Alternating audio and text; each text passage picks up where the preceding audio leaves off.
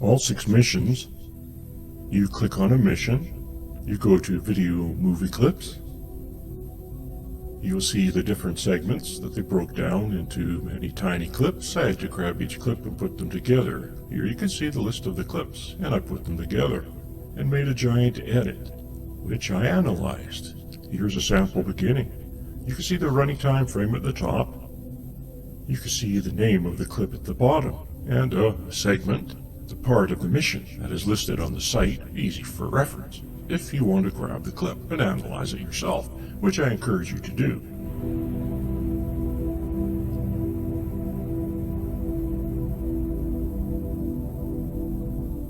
Aside from that, there was remaining time frames of the clips.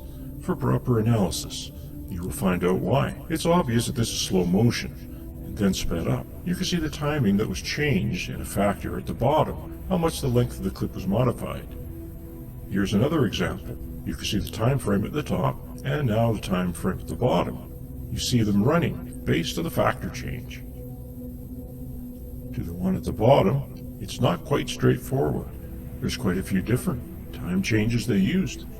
At the top, you can see the name of the current clip. You can see the name of the clip on the list, how it corresponds to the clip list on the NASA site.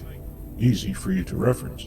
What I'm showing you, go to the site, look at the clip yourself, do your own analysis, which again I encourage you to do.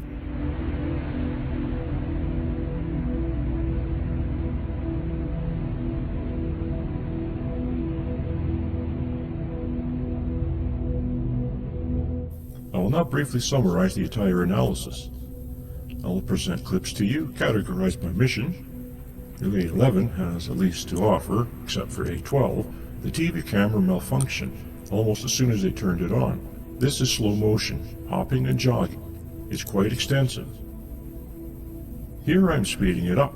You will see more in the appendix if you'd like to see that the full extent. It's quite extraordinary. Notice the color changes in the footage that will be explained later about how the footage was generated and supposedly acquired.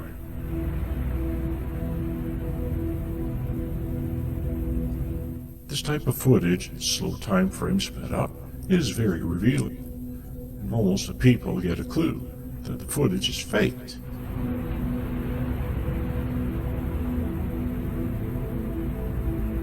Here we see an example, looks quite normal.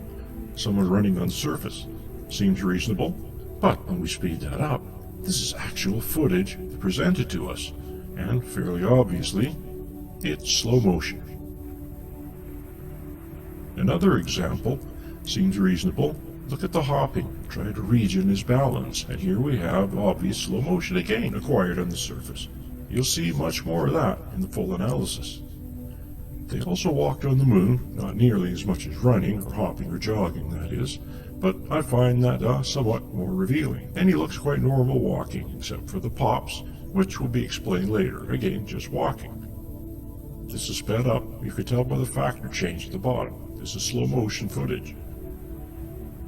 And we will show examples.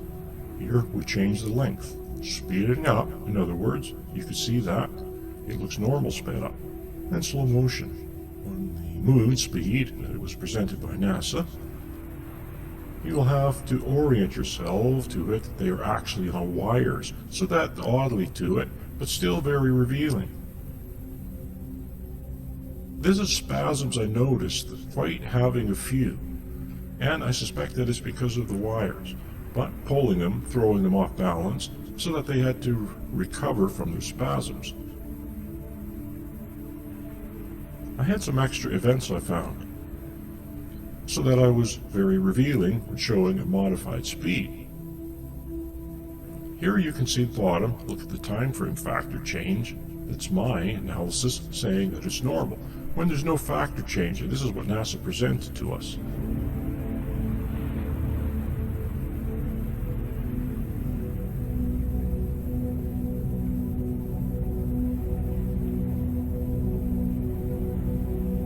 The gravity analysis. Here's lies prove the footage is faked.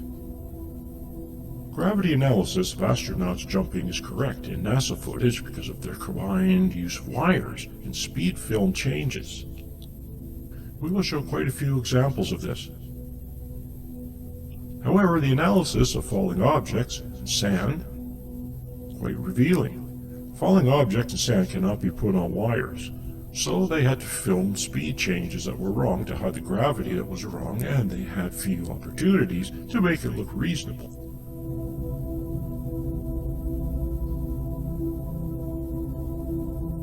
Here you can see it's wrong based on my analysis on the moon. I modified the speed to make it look right, and you can see that the two compare together, and the mini factor change that shows that it is correct for Earth.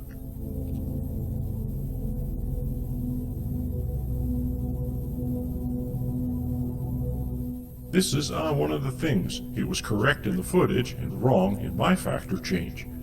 I realized I had the incorrect factor change for that one spot. We changed it just for the small portions that the object is falling. You cannot tell. It plays clearly. Another example. It's wrong in my factor change. I modified it just when the object falls. You cannot notice. You have to see that the factor change at the bottom. Same analysis for sand.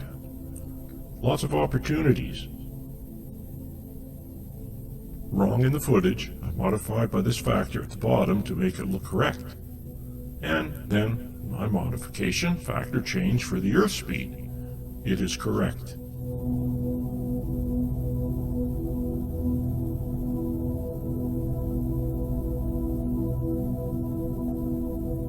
And just don't have a few examples of this. Be prepared. And of course, you can look at the clip for reference and go analyze it yourself.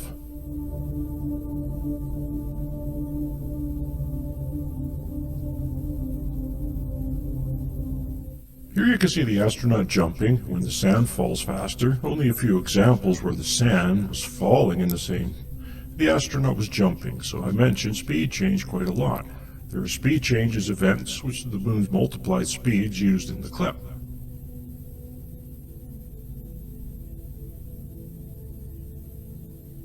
Here we see sand astronaut running away. Did you notice the fake that I used several speed changes?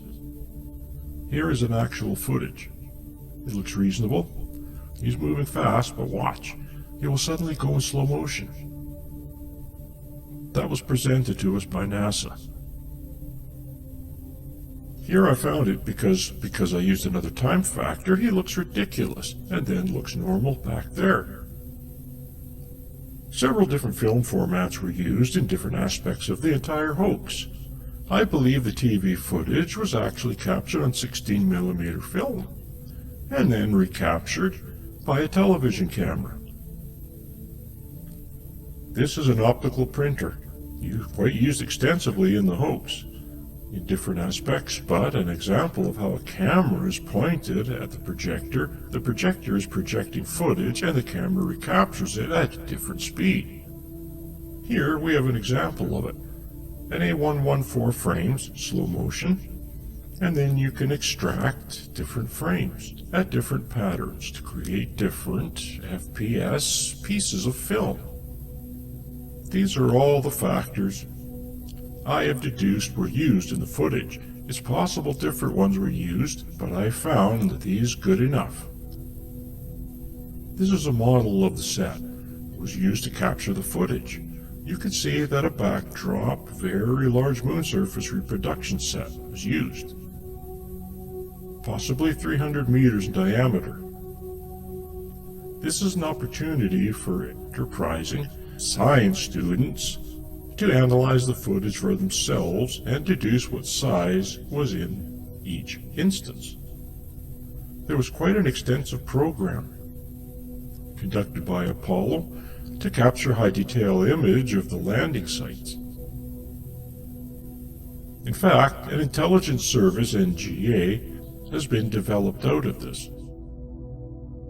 Here's a Bell computer model of the surface using the footage, and I was quite accurate and extensive.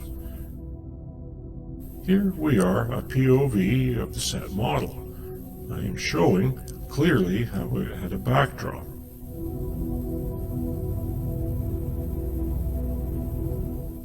Analyzing photographs and footage captured by the astronauts and the TV cameras, we can see evidence of these sets that were used.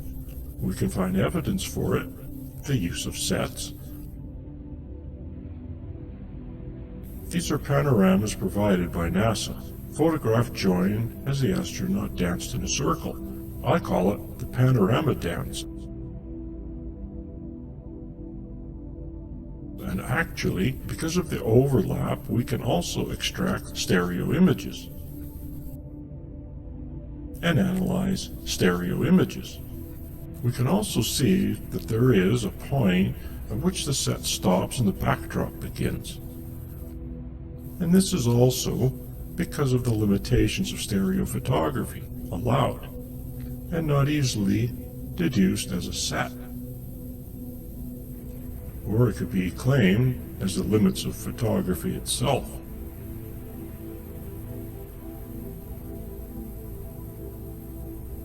As we further go, talking about the wires and in training and the balance between counterweight versus frame speed. And when we analyze the footage, the test footage, it will more clearly match the modified NASA footage of Earth than it does the simulator footage that we see here. Because of the low gravity, friction was reduced, and you don't see much of that in the NASA footage. In fact, the extraordinary abilities granted by such low gravity are hardly discernible in the footage. And then we will look at the footage that somewhat reveals the use of wires. One wire at the top,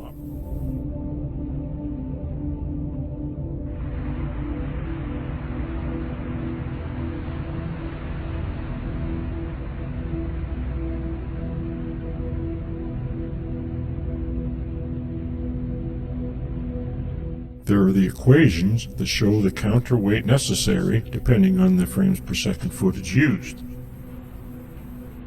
There's a lot of footage captured by the lunar rovers, photographs as well as DAC camera footage. Here we see the stabilized and sped up. It looks normal. The moon buggy looks like it's on an Earth set.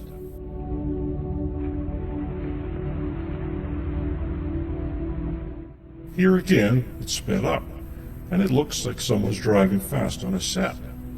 It's also quite possible this was a model. More analysis will be necessary to determine which is which. But they had some fancy setups with a simulator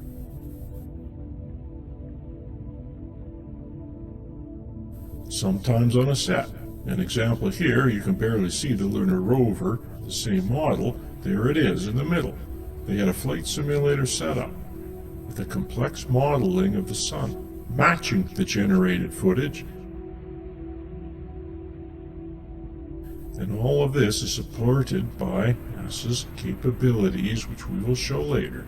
This is a model of a snorkel cam, and of a, quite possibly, they had stop motion animation with the camera inside a model. Look at how tiny that model is. And look at the footage generated. This is extraordinary stuff. I find it incredibly beautiful. This is John Dykstra, the mastermind behind Star Wars, who trained under the mastermind behind the Apollo footage, who I claim was the mastermind. But look at this incredible footage. That looks real to me. And this is all made from computer-controlled cameras and a tiny, tiny model. I believe they use larger models, the moon simulation of the Apollo hoax. But these tiny models show extraordinary results. And this is a computer-controlled animated camera. This is a fighter pilot flight simulator camera flying over a model. And they actually used the same technology to train the astronauts for the Apollo missions. That's a moon model with a flight simulator, live, real time. Flight simulator camera. This is actually a lunar rover simulator, same build. They had a camera, here it is, running over a model of the moon's surface, which they actually accurately modeled. The surface they would be driving on, they had two cameras, two views with one camera.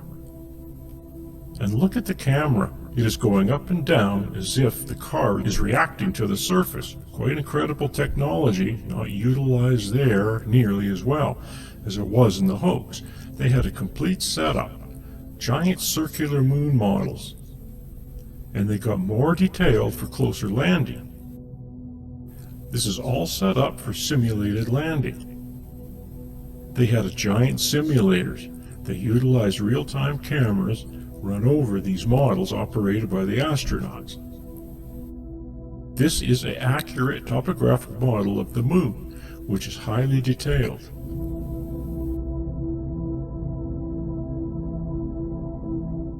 It was actually used in a simulator. You can see how large it is, and I believe this is a small compared to the models they actually used in the hoax. Here is an example of it being utilized in a simulator. These are just photographs from the simulator. They're quite extraordinary, and you'll reference footage later to see how easily that it was utilized. This is the man I believe responsible for the visual effects, Douglas Trumbull. I will show you the brief history. There's plenty of information on the internet about him. I just mostly wanted to introduce him. We have a landing footage. This is specifically Apollo 12. There was a dust blast. But on Apollo 14, they kind of screwed it up. You can see the difference in the lighting in the craters. Because before the dust hits, it's a model. And after the dust, it's the set the lander was on.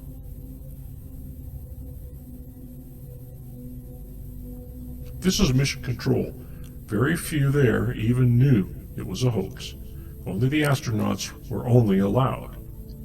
Only astronauts were allowed to talk to astronauts on the moon. They were all in on it, as well as the camera operator, because obviously the camera was recording, not live operated, and as well as agents. Only a few agents in mission control. Gravity analysis is obviously the most important, but I think some orientation is necessary if you understand what's going on when you look at the footage. A good place to begin is the moon's surface. Obviously no atmosphere or water, which of course means no plant life. The brightest photography apparently stars aren't visible. No water also means no erosion. There's erosion disappearing, and of course you end up with rocks and boulders and so forth. And craters, no craters in this view, but you can clearly see the simplicity, and simplicity of the surface also allows for the easier simulation of the footage of the landscape. TV cameras were used. This is a TV camera on the rover. It actually is quite large. You'll see some footage with this astronaut next to the camera, but it has used the rotating disc of red, green, and blue, and capturing 3 scans per frame actually. And you end up with this kind of rainbow look to it. When all 3 colors are present at the same time fully, you end up with white. With none, you end black. Mixture of colors, mixture of intensity. Could give you gray of the colors themselves if they're separated. The slower it goes, the more you can see. The faster it goes, the kind of images, this blurry image. This is what today's film photography usually is made of. And television cameras are HD, and so they have a lot of this as well. Not as much as on the scan, as much as progressive, which is image after image.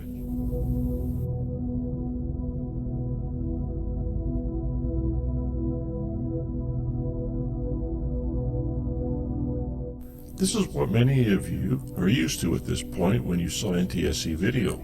You would see odd scan lines, and even scan lines, and as the object moved, you see the separation. They call it combing. And this is an exaggerated version, so as you can see it more clearly.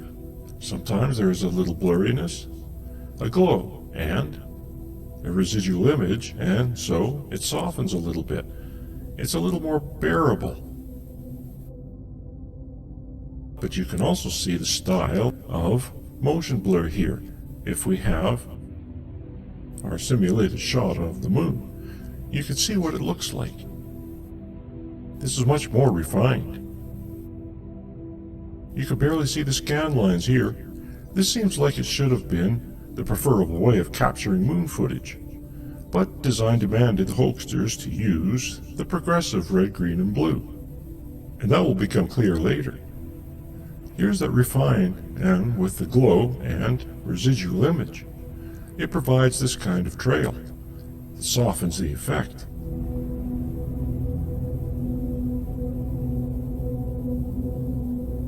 And of course, they have it simulated. There it is, just a shaky camera. Now we show rainbow motion blur. When we separate the colors, you can see what happens. This is a disc spinning, capturing red, green, and blue. Then the red, green, and blue are combined all three together. And we have white. Here you can see the different colors, and if you combine them in different intensities, you end up with the full gamut of colors in the rainbow, as well as in between. The closer they get to being balanced, the greater white and black it gets. And you saw the color footage. In the slow-mo, you see it again, quite often. That's because of the imbalance that was purposefully done. So now you see the rainbow motion blur. As the object moves, the red and green and blue are capturing different states of the object through its movement. When you combine them, you end up with separate colors, except where they overlap, you get white the slower it moves. The more natural it looks, the faster, the more rainbowy it looks.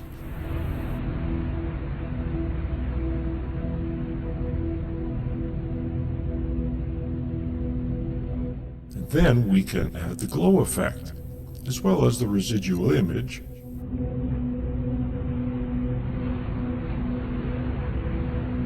And you get something very similar. Here you get great examples in a few seconds of this type of footage. Here it's similar with video compression added on the top. So you can see, why does their image look so crappy? It was purposefully done to disguise it was on the moon, but it was only added to the hoax. Here are direct examples of the rainbow motion blur. The faster the object moved, the higher the contrast, white over black. It becomes very obvious. Gray over gray, not so obvious. Some of these are looping. That's why you see them repeating, because they're just short clips. This is the full presentation. You'll see it throughout the analysis, except in a few cases, in which I have put them in the appendix so that you can see the full presentation of the clips. But in this case, there are a few enough clips that are showing the entire presentation that I think is advantageous, and then we'll go through the specific examples at the end of the presentation here of the clips. I will turn some yellow and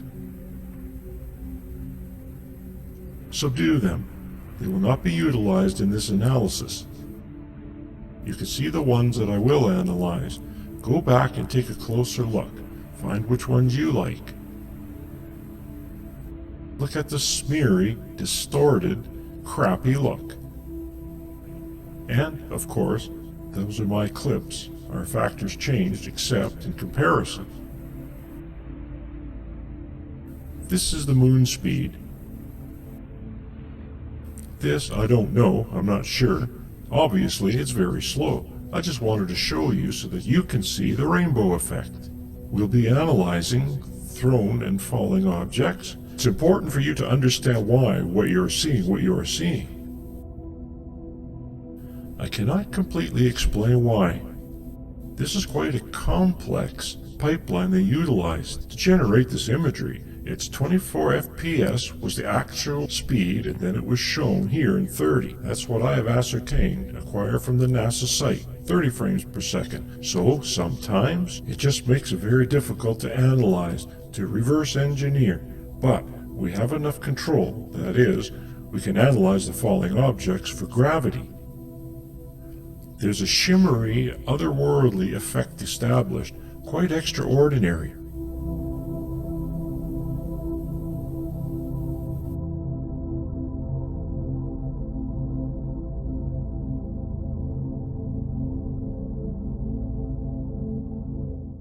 This is, of course, very slowed down so that you can see the effect. Here, sometimes you'll see it, it's compressed. Sometimes you see multiples. It's not very straightforward. We may never completely understand how they generated this imagery, but we have enough control to analyze for gravity, so that you can see the severe compression as well as distortion.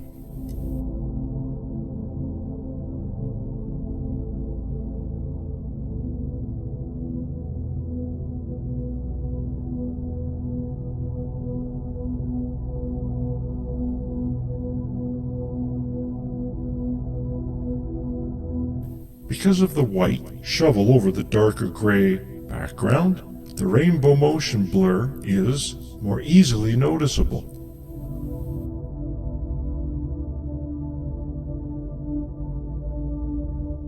And of course, the extreme movement.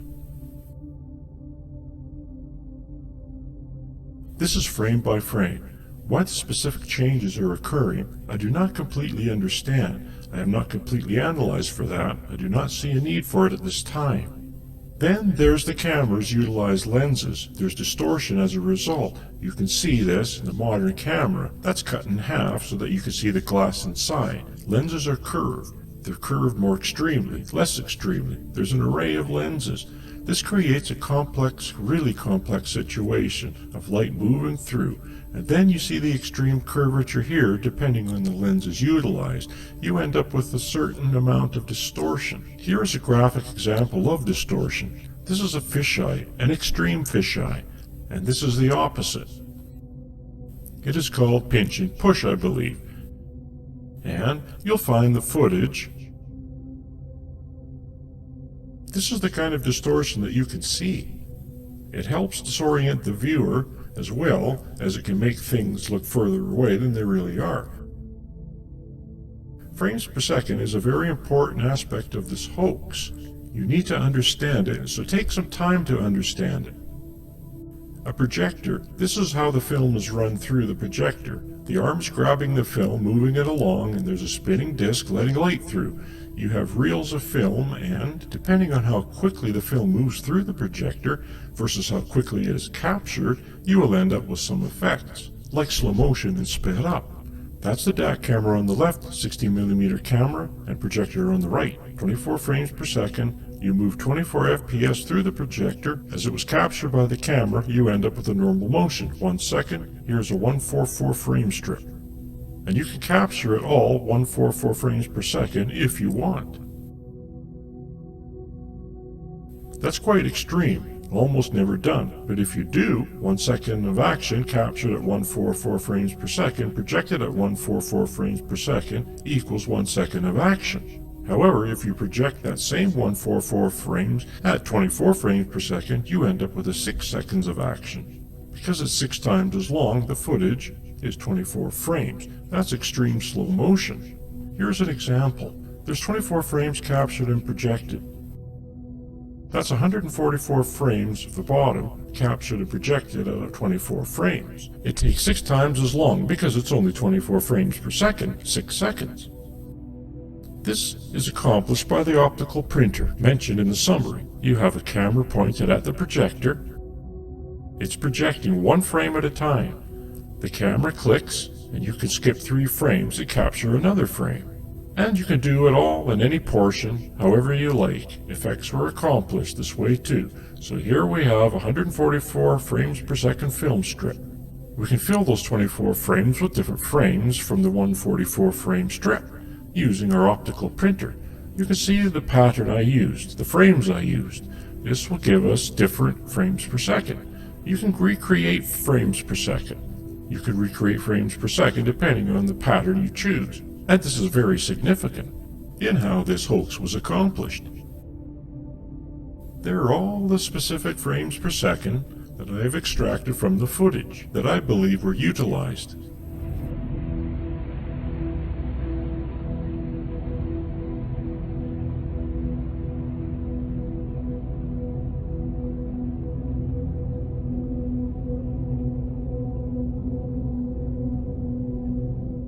Here you can see the pattern of the frames, and the ones that have some in-between frames which you can use for the rainbow effect mentioned earlier. Quite extraordinary setup, and very efficient and effective.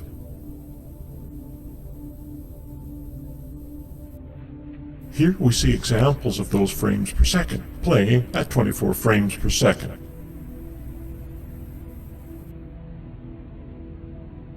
So you get different speeds of action. You could take 44 frames per second and play it at 24 frames per second. You could take 59 and play it at 24.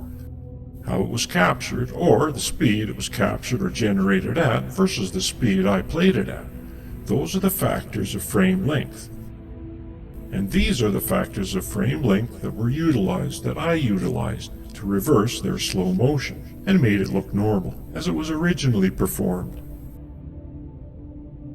You can see the 44 frames per second, it is the main film speed, and the others that were used in specific instances. Here we see them all, those frames per second, modified by the factors I showed. You can barely tell the difference, it's the same action, gone through a different process. And almost identical at the end of my process, my reverse engineering. You can see the subtle changes. You can see subtle time frame changes used out of 144 frame film length, and so you can rely on the process I used to reverse engineer this action. Now the other complication mentioned was the fact that I was captured to 24 frames per second, yet shown to us and presented to the website at 30 frames per second, because that was normal NTSC frames per second. I did add some stuttering. The bottom of the 30 frames per second and at the top is also 30 frames per second.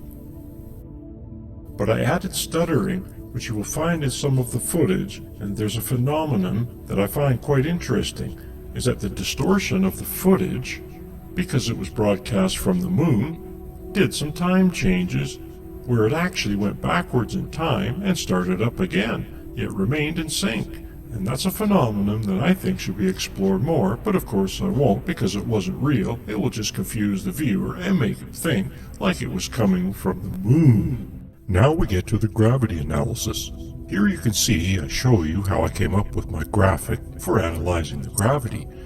The blue is Earth gravity and the red is the moon gravity. You can see an obvious difference. The moon objects fall slower while the blue objects fall faster. We won't see those animated in the analysis. I'm just showing you how this graphic was generated. The footage was matched up to the astronauts so that the astronauts were the same size, and based on that the analysis was generated. You should familiarize yourself with the number on the graphic.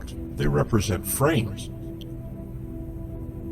The object should take a certain specific number of frames to fall every time. There is no exception. Gravity does not change. And because of the frames per second, 24 frames per second here presented at 30 frames per second, it's the same thing. It's 1 second of their time. And you can tell by the sound sync. It's 30 frames per second. You can tell by how many frames it could take an object to fall on the moon in a certain number of frames and a certain distance. It doesn't change. So here we have astronauts jumping for various reasons. Locomotion, fun, who knows. There obviously was no jumping in the first three that I could locate, mostly in A17 here. And of course they had the astronauts on wires, so in my analysis their gravity was always accurate to the moon. This was a frames per second combo with wires. And based on the equations you saw earlier, about 46% of the weight staying up on wires, and so it was quite the same as the wire simulation. Weightless quality, or lowered weight quality. But of course combined with the frames per second, which was 44, they always fell at the exact right speed. Here we monitor at the top of the head because no matter what part of the astronaut you look at, as long as you can clearly designate where it is, at the beginning and ending of the jump.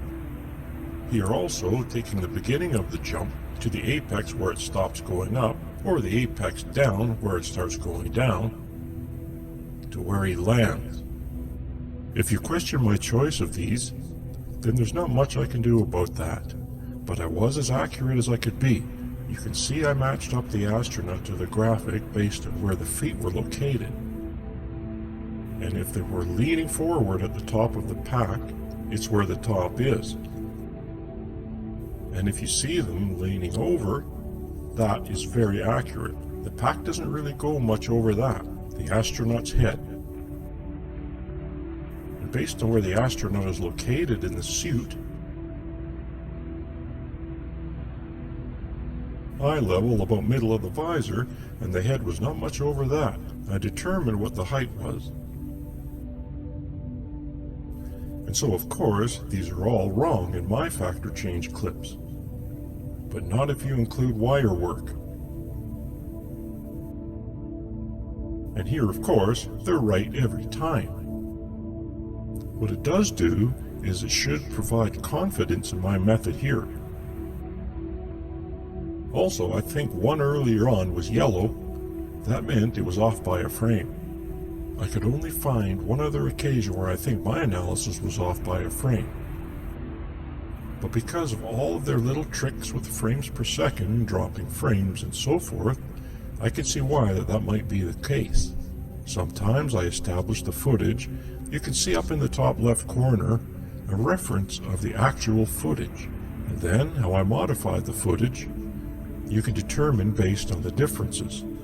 Now getting to the dropped and thrown objects, there's quite a few.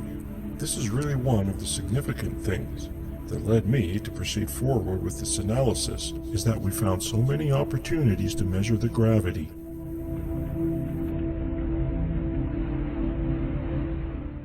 You just saw the classic hammer and feather, and that was one of many. Several dozen here. And they littered the moon, literally, in the last few missions. And there were quite a few opportunities because they were walking around on wires, running around on wires, and acting very comfortable on the moon, where it's a pretty dangerous environment.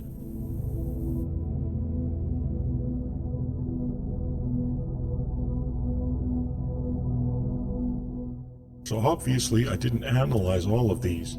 They're not always really analyzable.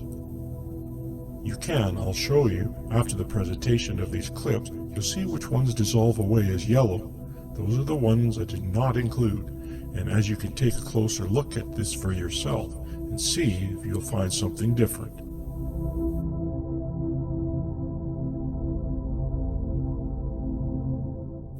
And here we go. We shall eliminate the ones I cannot analyze. We're left with quite a few that I can, and those are significant. Even the ones being wrong should raise alarms.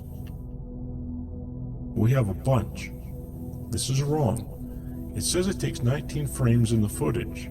Here you go, side by side. And you can see the modified one. Definitely falls slower as it should on the moon. And here is my factor of 5 to 4 slowed down here. And it is correct. You can always repeat these. Pause, replay if you want to see it again. I only show them to make the difference clear. It was 22 in the footage. I modified it to make it 30. Here you see them side by side. Here are some of the earlier. It's Apollo 14. You can see the incredible distortion in the footage. It's really incredible how they tried to hide. The footage itself is also unbearable to look at in slow motion, the presented speed. But at this even makes it worse. So it's 21 in the raw footage here, 31 in the modified is correct. See the difference? It should be 31 at that height.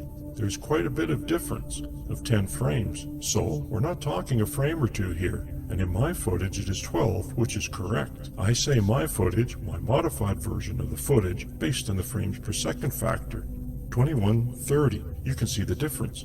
How slow it takes, how much longer it takes. And in my footage it is longer and slower. Some of these are considered questionable. but it always plays out. It's correct in mine. It's way off on the moon, the NASA footage, and I modified. And you can see the difference. So I'm just running through these again and again and again. It just keeps going on, and you can look at these more closely. I just wanted to present them to you so that you can do more careful analysis of my analysis, which you should do. I would like to spend some time to confirm what I have discovered here. Here is an astronaut, and then I move the graph.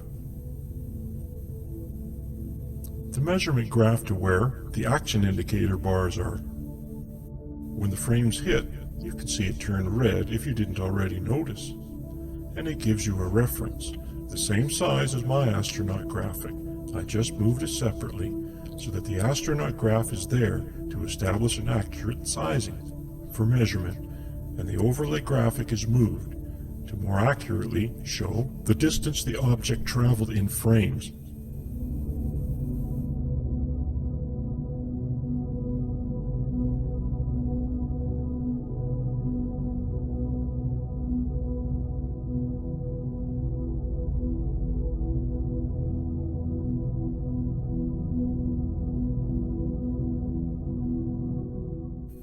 Every time it's about 2/3 difference there. It's 2/3 as many frames as it should be. And in mine, correct every time. Well, let me correct that statement. Almost every time. And I'll show you why soon. Those are not correct. These are some tricky fellas who created this footage.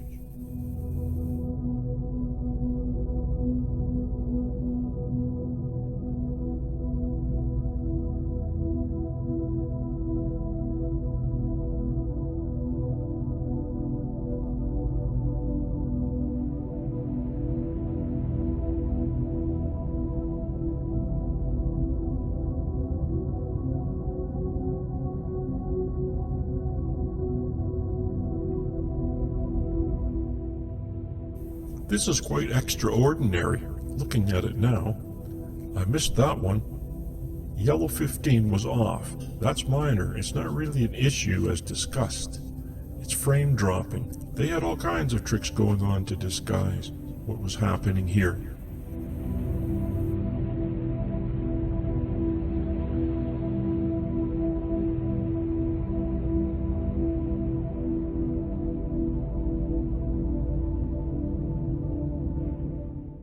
When you see the yellow graph there, it just means that I've done some stabilization, and I put it there as a reference. It was usually hand-done stabilization, enough that you can measure. Here you can see the lens distortion, fairly obviously because of the stabilizing. And here you can see how the same objects in the background get distorted as they approach the edge of the frame. Now these are, the past one, this one, are really extraordinary things. What's happening here is that it's wrong in my footage. And it was like, why is that? Well, I realized that they did a frame adjustment. Notice the factor change at the bottom. 0.41, it was 0.54, 0.41, back to 0.54. They changed the factor during the throw. The object movement to simulate the moon, the proper speed, and a jump back, and you can't tell. They may not be doing these for this. There's a whole section on speeds change. You can see how often they use that technique to disguise their methods.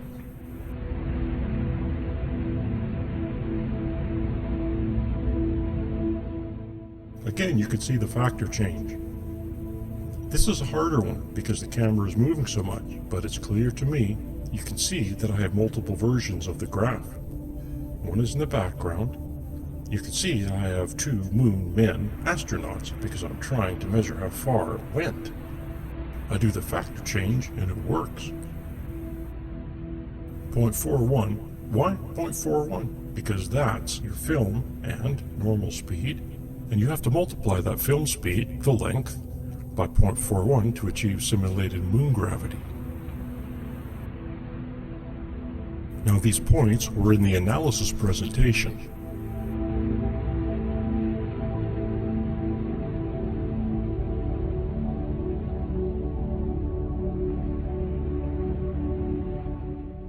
Now this is wrong. Watch the 0.4 change. 0.5, there it is. And then change back. Here it is. It's going to happen again. 0.41. Unless you're looking at the bottom, you won't notice these changes. They found because they could do them. Obviously they did. They didn't do it every time. So that's when I found it was wrong.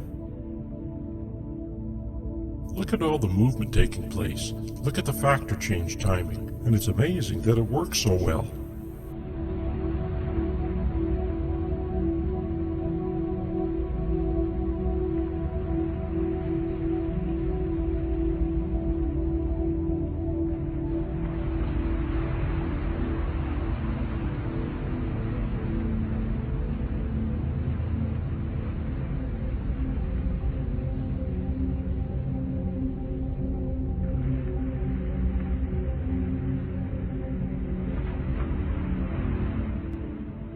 He's running at us in slow motion, and there's a speed change right in the middle.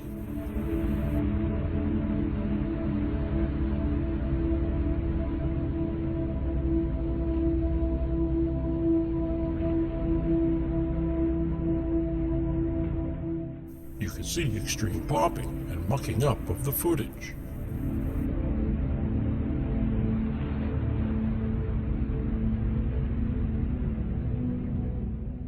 Here's the classic event. Now we get to the sand.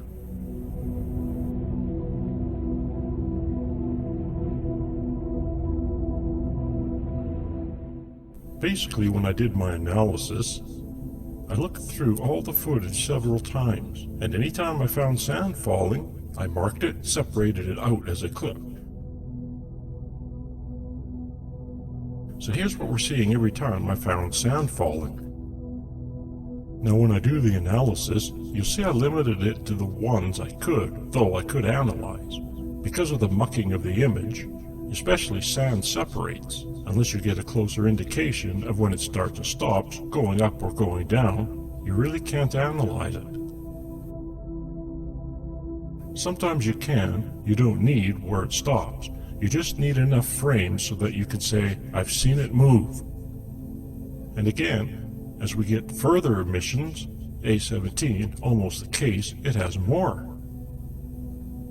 A16 and A17 are almost always the jewels of the missions for analyzing footage.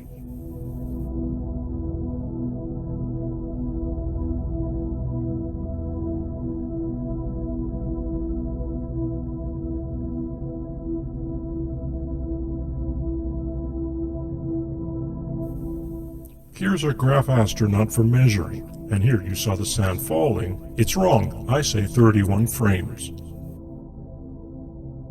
I'm showing you clearly where it begins. Where it ends, it should take 40 frames. Now I am confident in my discerning where the sand starts to fall and when the front edge hits the ground.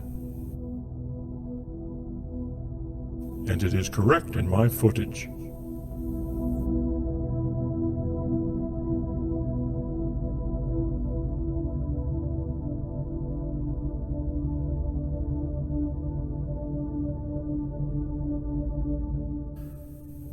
It is very blurry, very difficult.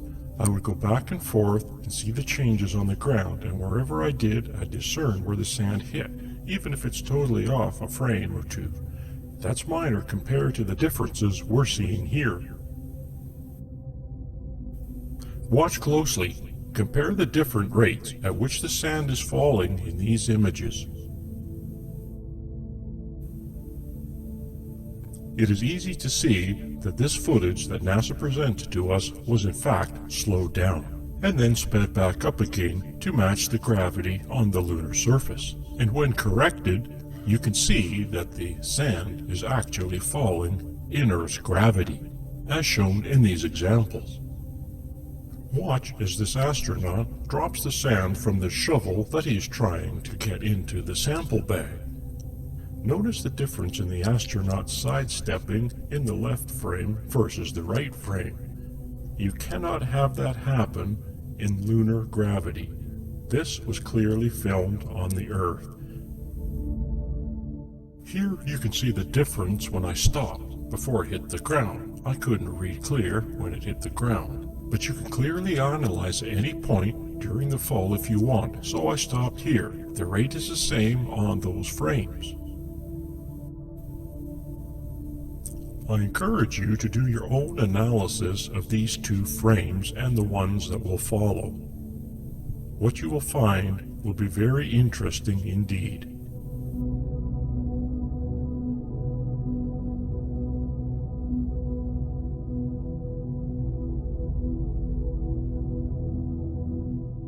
In these frames, watch the difference at the speed of which the sand falls.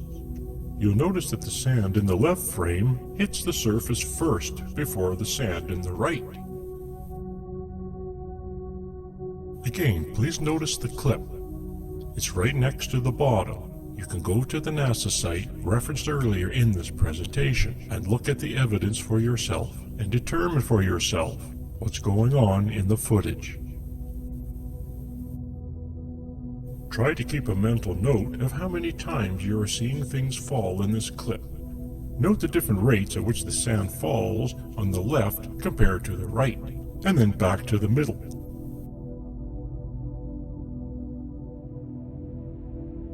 And then back to the left and back to the right, and then back to the middle. The sand behaves as if it was in Earth gravity, slowed down and then sped up again, and then slowed down. Do you realize how many times we're seeing things fall here and the wrong speed in the NASA footage? This is not a fluke. This is clear evidence this imagery is faked. This is an interesting dilemma. I had to determine where the top of the instrument was. And then, to help aid myself with the analysis, I used one of my gravity balls. And you can see it matches up. It doesn't match up, according to my analysis, in the expected times. And here are a few examples of an astronaut falling down, kicking up sand.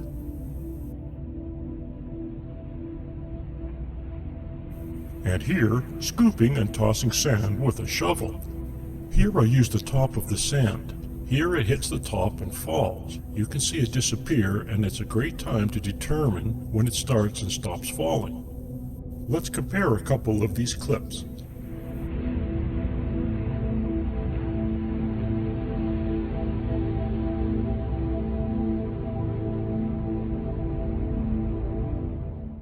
He did a lot of shoveling, so I have a lot of opportunities to measure.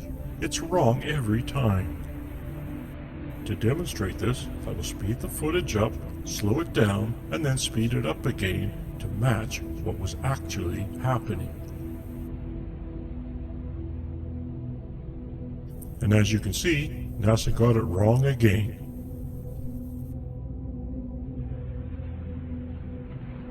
Let's watch that example one more time. Keep an eye on the top counter as the sand hits the ground. You'll notice that the time frames are different. This would not be possible had this really been on the lunar surface. This time, we see the astronaut step backwards as he finishes shoveling.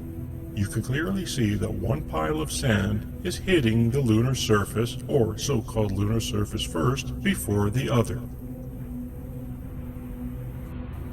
Let us take a further look at how gravity affects objects that are thrown.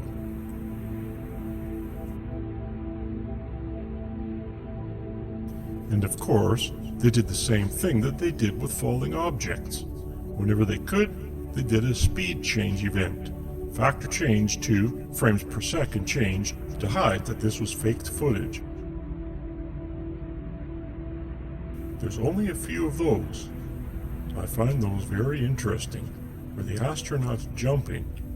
At the same time, sand is falling, and you can clearly see that the sand falls faster.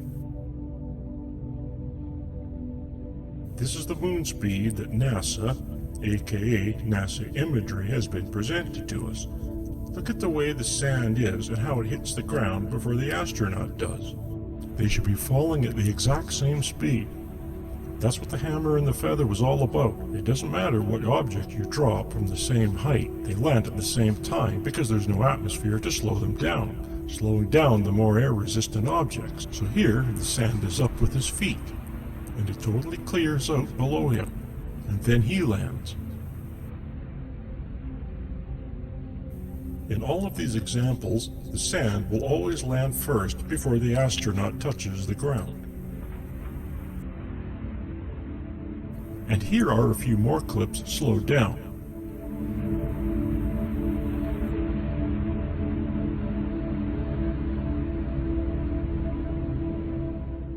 This is the famous jump salute. And they're the more obvious ones to me. Sand is up there with his feet.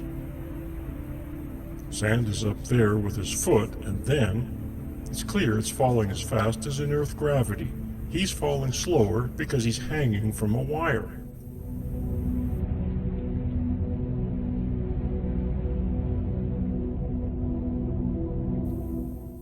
The sand falls faster while the astronaut is clearly, again, hanging from a wire. It really makes me wonder how NASA was able to get away with this.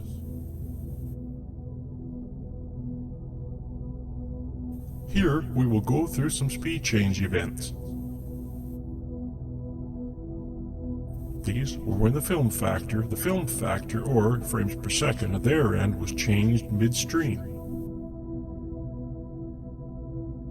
When we're looking at the footage, that is, they did it quite often when we weren't looking at the astronauts. And here we have examples. While we're watching the astronauts move around, they changed the frames per second for various reasons. And quite often, early on, they did it whenever an astronaut came close to the camera. And you'll see, you saw earlier when I disclosed the frames per second that they used. They didn't slow them down as much when they were close to the camera or doing detailed actions because they were just, well, they looked too ridiculous. So they had to look to make it normal, as if they were behaving more normal with their hands. For instance, when they got away further from the camera, they got away with more. But as they ran to the camera, for some reason, they thought they should be moving faster when they got close to the camera. So they did a lot of that, and sometimes they did it oddly. I'm not sure why they made the decisions that they made, but they did. They thought it was necessary to fool us, and they were right. Although I think one of the reasons that they succeeded so far for the last 50 years is that no one has fully analyzed the footage as I have. For the most part, it's been accessed, but thanks to the internet, I had access. I found it, and I decided to look at all of it, and what I found was amazing.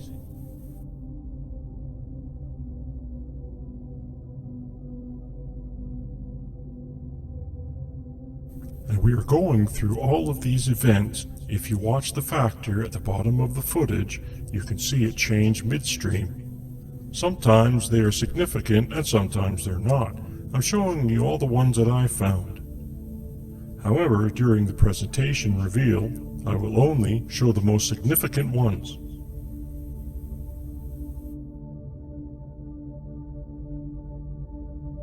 Here you can see A15 in the winner of this one. You can see I eliminate most of them because you lack motion blur, so here's their version.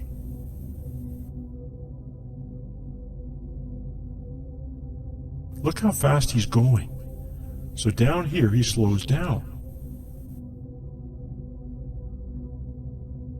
And my assumption is, as they were watching the footage, when they generated it, they said, he just looks too slow in the camera, we gotta speed him up. Here it is at my 0.45 factor, and I was analyzing the footage. I said, whoop, why does he look like a clown?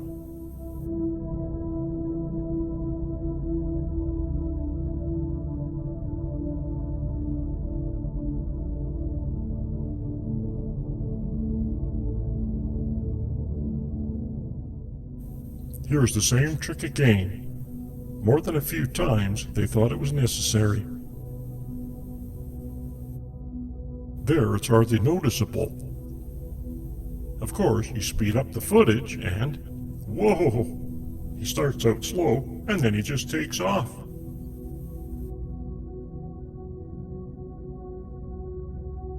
There's that stuttery look again, somehow going back in time, and forward again. I don't think that happened in any legitimate footage, ever in the history of footage, except for on the moon.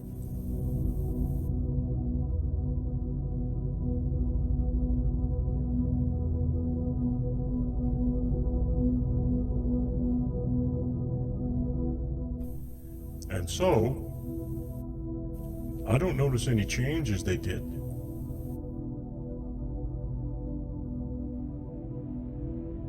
It's a subtle change in slow motion, but when I was looking at it here, he looked fast. Then I did the adjustment, it looked better. I'm sure I missed many times exactly what the changes are they made. I just did the most obvious ones that looked and stuck out to me. That was a change in the middle. Did you see how the astronaut just sped up in the middle like that? Here, let's watch that again. Watch as the astronaut comes close to the camera. He's in slow motion. And then, keep watching. There, all of a sudden, he just sped up. There he is again. Looks going fast. He seems to go a decent speed, and then, next. So here we are, the standard 0.615 for rover activity, and they change it so he can run away. If you watch closely, you can see little spasms that the astronauts make.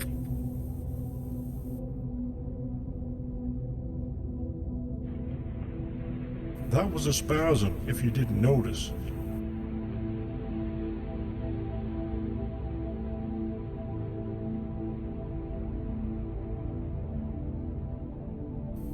Here he is in my constant factor. That's the spasm. And then, now you don't even notice it here. It was proper at 6.615 earlier, and he wasn't proper. I had to find the time change as they became standard practice. When they're near the rover, I find the factor that works, and as they get further away with different factors and so forth, so I just took the opportunities to change, so that I follow the most likely. I do not nail it precisely every time, but I did it enough to show that it occurred. The astronaut walks slowly and then speeds up, if you notice.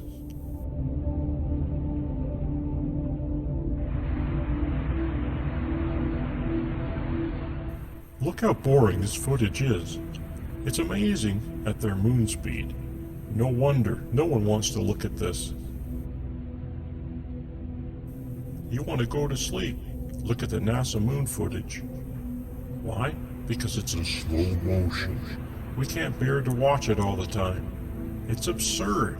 So, for posterity's sake, let's speed things up a little, shall we?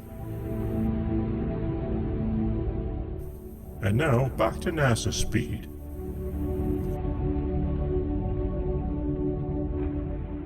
So again, my standard way of showing this to you is my determined way that it was the factor that needs to be utilized. There's a speed change, and then I show you the NASA footage. And then I show you the constant factor that I first created and which was revealed. That it wasn't normal, and I had to do speed change adjustments. So once again, let's have a look at this boring rover footage from this angle and watch the astronaut, how he speeds up and slows down at times.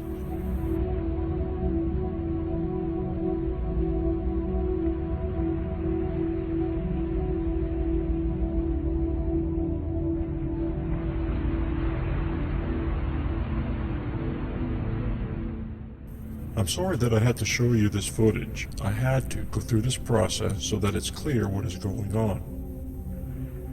Here's the constant factor.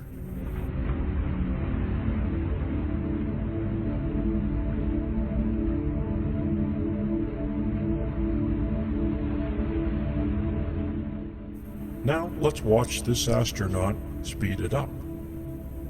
This one, here's an example. There's a speed change between 0.57 and 0.54, not dramatic. But it's a great example of how the astronaut's in full motion.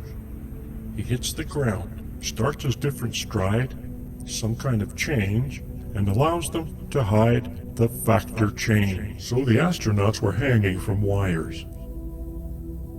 We'll discuss that here. Its backpacks, so forth. Here's a suit laid out. I think pre-launch, possibly post-launch. You can see a lot of little items. You can research all of this on the internet. You can see the fancy understructure. It's going to have to be pressurized, and well, it's got movement. And here's a diagram explaining what all of the parts of the suit are, and whether or not they were used on the set. They could have been modified, certainly the pack, which we'll go over here. It was probably modified, it may not have been made of all of that equipment. It certainly didn't have to do with all this stuff.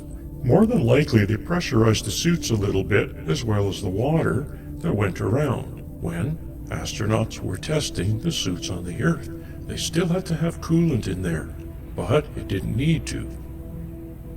So much oxygen feeding because they were in it, oxygen-filled set. And I imagine that they took as much weight off of these astronauts as they could, so that they felt a little more comfortable.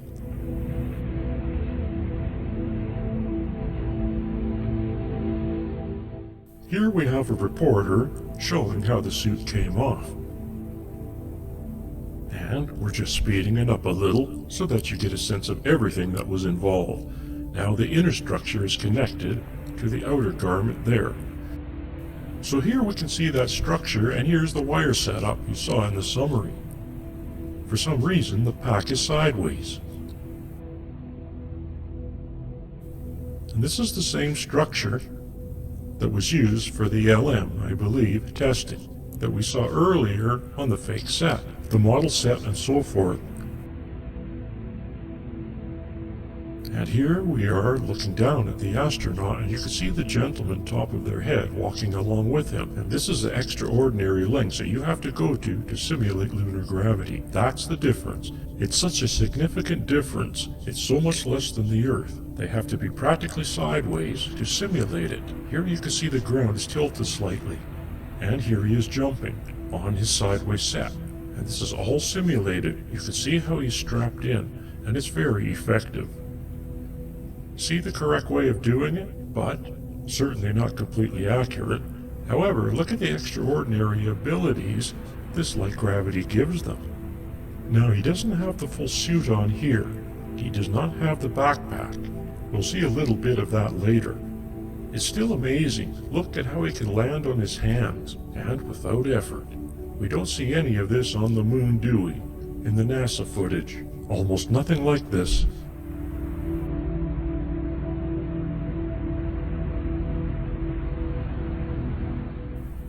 Look, he lands on his hands again. Extraordinary. Here we are in the pressure suit. We are going to see tests where the suit is actually pressurized. You can see the comparison between the two. And he's getting rigged into place.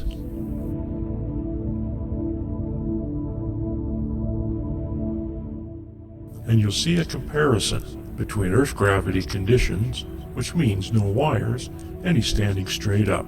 And the moon conditions where we're looking down on him sideways, and look at the left. Looks like the guy's walking. In my factor change on the right, he's floating. Why is he floating? Because 83% of his weight is taken up by wires. He can't run. Why? There's no friction. He's so light now that he can't get any friction with his feet. However, on the left on Earth, it's easier. These are both pressure suits, not fully pressurized, that is my understanding, close enough to the limitations that the suit would provide. And as you can see, an effortless flip. And here he goes again, and he lands on his hands without a problem. I saw no kind of agility like this in our moon footage.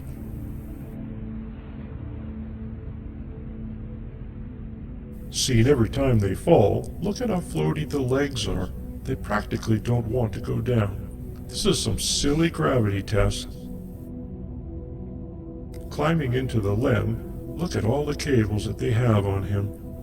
I kind of think sometimes this was produced to show, oh, look what it takes to hang the wires. It takes nothing like that. This is the Vomit Comet. It's a plane that does arcs in the sky to simulate gravity or weightlessness. Here is moon gravity being demonstrated. He does a face plant to test the helmet.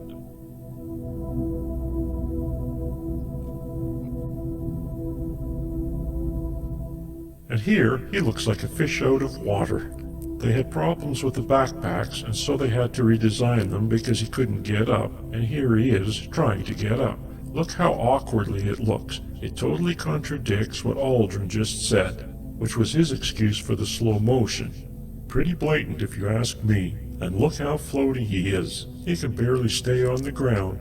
He's got the backpack and a fully pressurized suit, and he's struggling to keep his feet on the ground. This is amazing. There's nothing like it in that footage. And where was the wire located? It was just one wire, I'm quite sure, right in the middle. Right in the middle both ways from the front and the side. And it was made up of monofilament, perhaps braided, perhaps a metal monofilament, whatever didn't show up on the camera. And you heard Douglas Trumbull talk about that. It's not uncommon. And look at the size of that. It's tiny, 5 millimeters from left to right.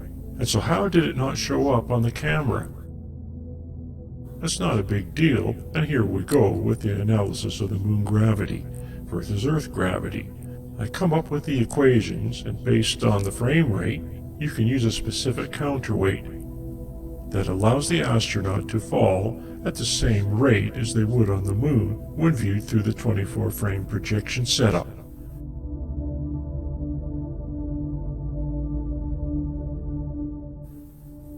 If you're interested in this, you should look at it closely. I put all of it here in front of you, and if you're not interested, I understand.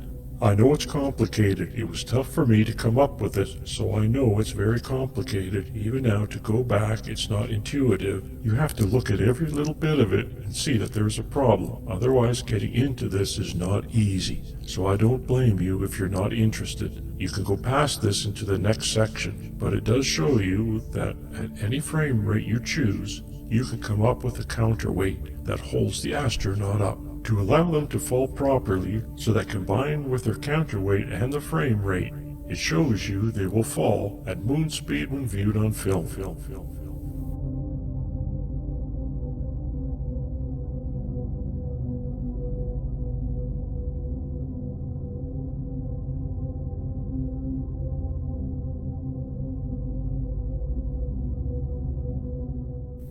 And you'll see 59 frames per second and 0%. That means you film at the rate and show it at 24 frames per second, and it will look like it is falling on the real moon.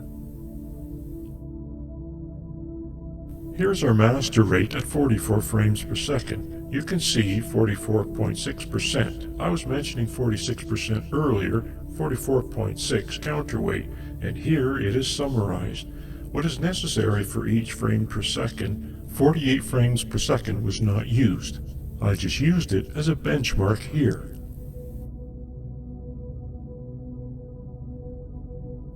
Here we have some examples of what I consider evidence of the wires.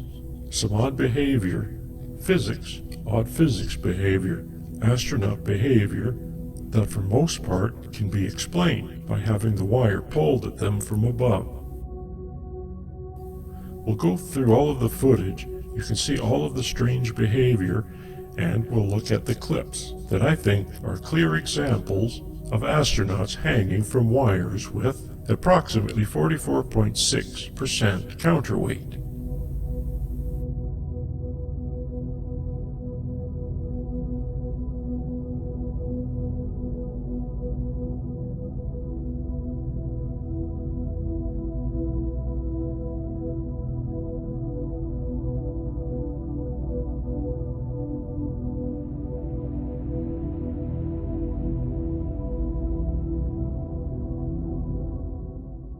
Here you can see these quick movements that they did. It's quick, sped up.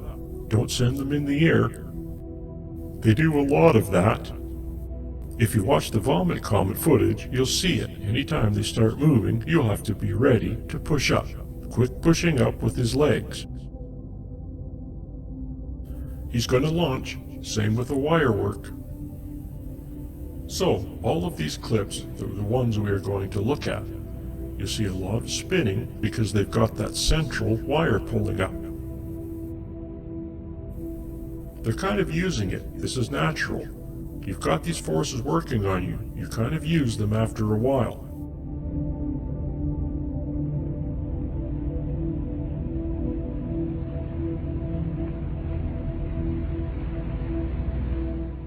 That was odd, right?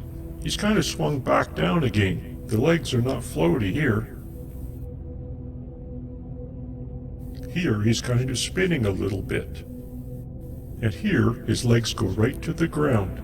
They don't float. There's no problem keeping his feet touching the ground. Whereas in all the simulation stuff, the feet tend to stay up because they're so light. Wonder if they're going to fall with gravity. And the wire is pulling, probably from his mid-back, a little higher. You can see the backpack bending on this one at the top. You should look at that one again. There's another clear example later. You'll see.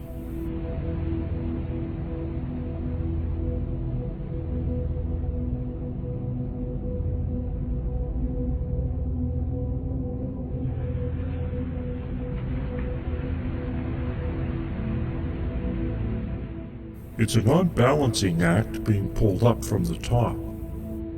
I find these interesting. You can see them swaying almost like they're in sync, because you know they look like they're leaning a little bit because they're resting on a wire. I have no doubt there's that spasm because they're resting on wires. It feels like the wires not holding them up, so it made them spasm a little bit.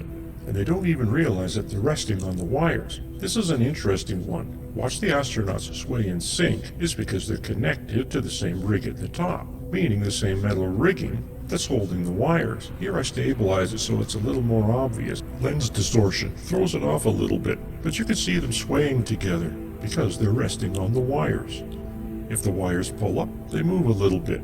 Here you can see the backpack bending from the wire bending back a little bit.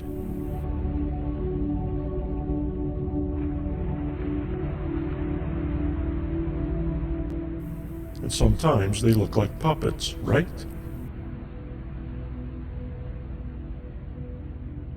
And in all of this pushing up and the sudden movements that they do, they never once fly up in the air.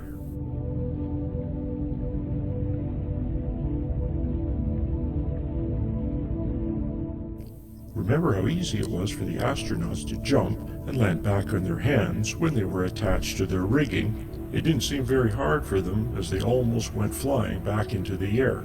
So why don't we see that happening here?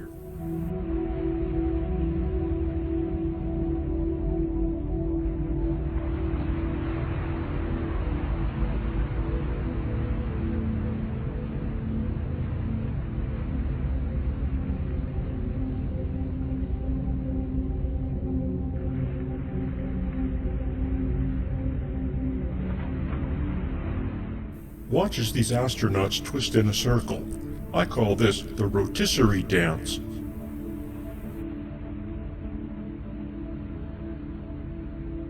You can clearly see that a wire is being pulled a little too soon.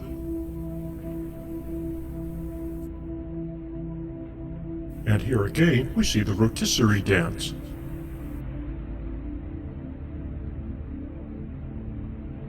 This one seems funny and obviously in slow motion. Here's the slow motion aspect. You can see hopping and jogging. Extraordinary amount of it too. They did a lot of movement on the moon in the footage. The extent to which these missions were supposed to have taken place, it's really, well, crazy. And the amount of running and hopping that they did in this very dangerous environment is irresponsible, to say the least. What I have done is to categorize them here You can see them coming at the camera, away from the camera, hopping to left and right, and in some scenes, moving away from the camera. Even at full resolution of this, you could decide which ones interest you. Look at them all. There are so many. Here are some more scenes of the astronauts moving away from the camera. Watch the top of the screen as I retime both for Earth speed and for Moon speed.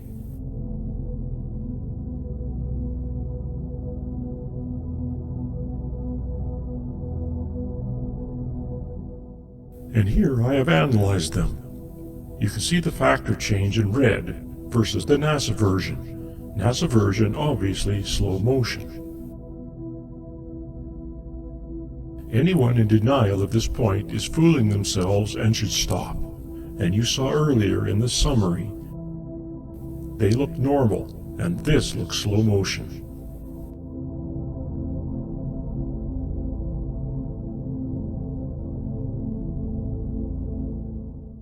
And then we have them hopping on wires toward the camera, and then hopping on wires toward the camera in slow motion.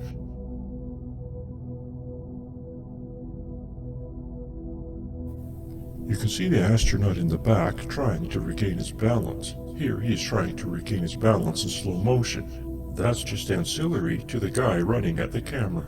But you see more of that in the stumble section. Here he is walking. I actually find walking more revealing than the hopping and jogging because it looks like the guy's walking, even with the wires on their back, holding them up. And when you compare it to the wire footage in the wire section, you can see that it's much closer in action to the guy not on wires. And then it is to the guy on full moon simulation wires, which is the one that had him sideways at the beginning. Now these are all short clips. When we do the reveal, you'll see long clips, and it's almost laughable.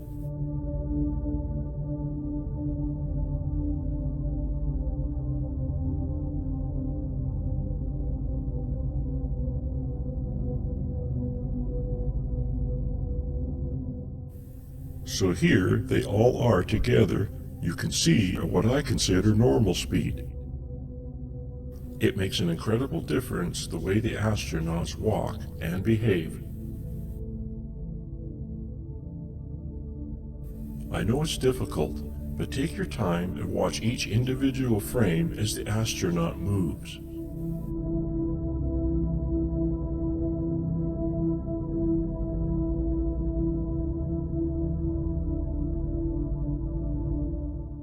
Even in this crappy footage, you can see the guy walking normally, but he's kind of stumbling. He's hanging on his wire, and he's walking.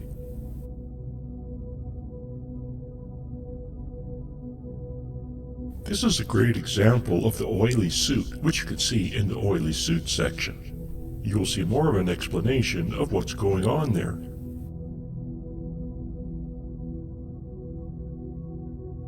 I just love this one.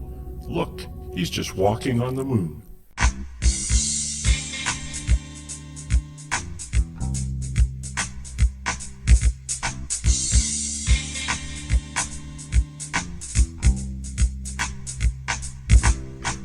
Show me how to wear these.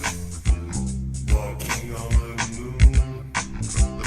Won't you look real cool now? Walking on the moon. Don't want you to tease.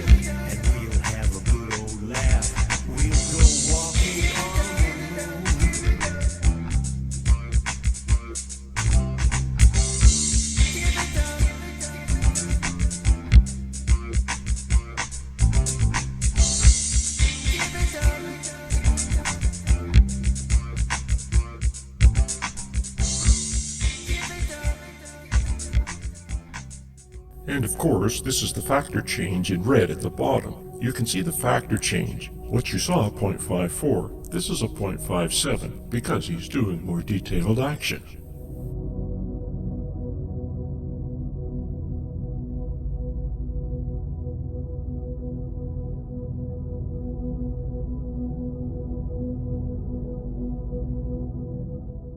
I think that this is incredible. I mean, how many of you have walked over to rocks on a hill, on a hike, and you maintain your balance while doing that? And there, he just had a little stutter. That's amazing. It looks like a normal guy's walking in the desert. A little odd because 46% of their weight is being lifted up by wires.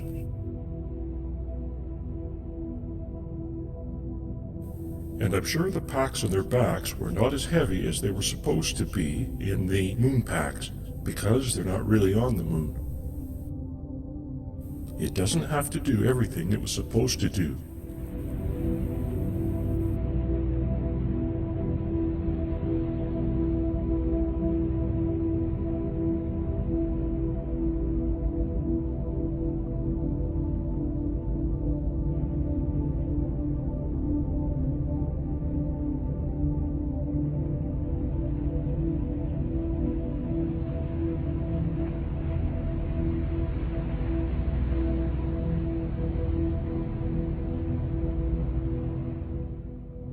Here you can see the camera is almost constantly moving.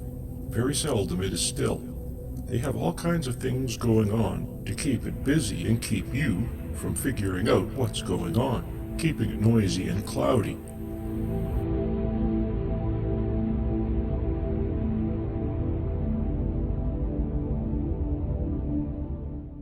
Isn't this great? Look, he's just walking. This one too, he's walking over the rocks.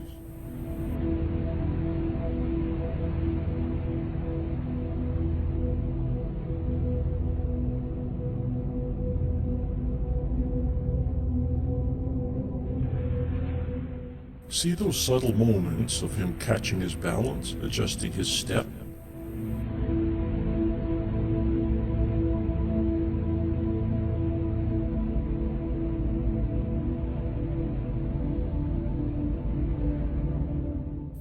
Do you see how he's trying to keep his balance while the wires do all the work?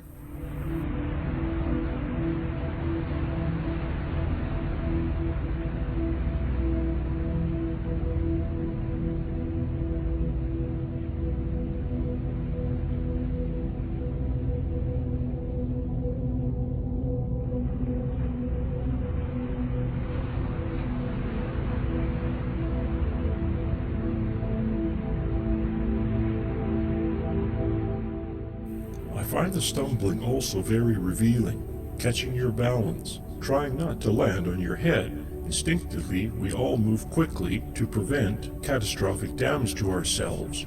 There's not much you can do about it. Reaction and reaction speed.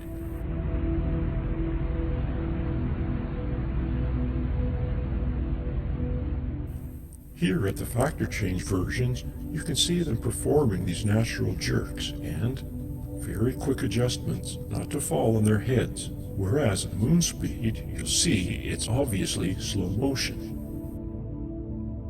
Here are a few examples of this. I have sped these clips up to prove that this was filmed in slow motion.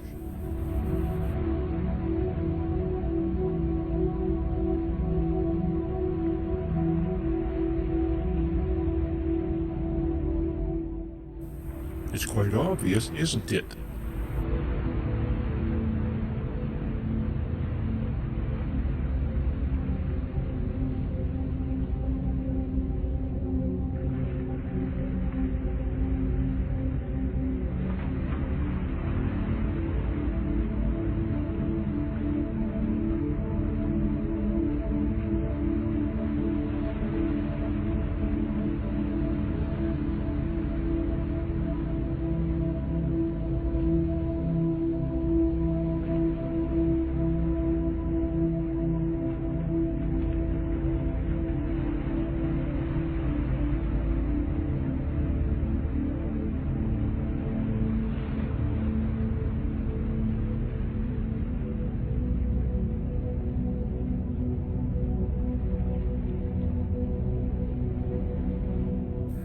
There's obviously oil in the sand to keep it from, well, dusting, fanning out.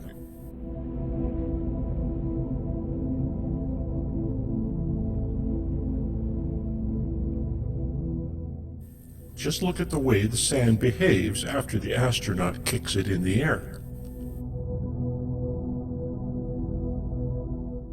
This so-called regolith contains water or an oily substance.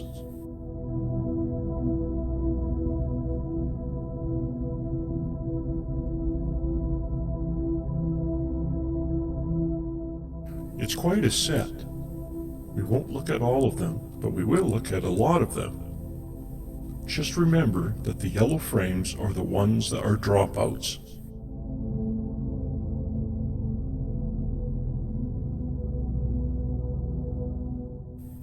There's the moon speed.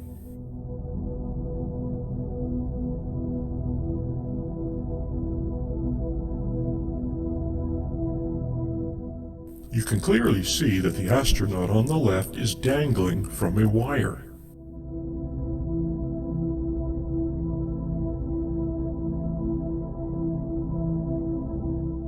Some of the actions aren't noticeable as odd, and the moon speed NASA presented version was because you don't accept the action as what it really is. But this is a joke.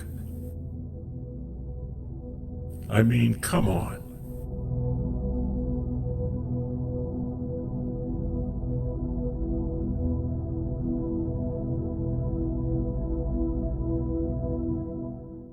Some of these are just clearly recorded in slow motion. How anyone could accept this as anything else is not really reasonable. I will show you a few more examples of this.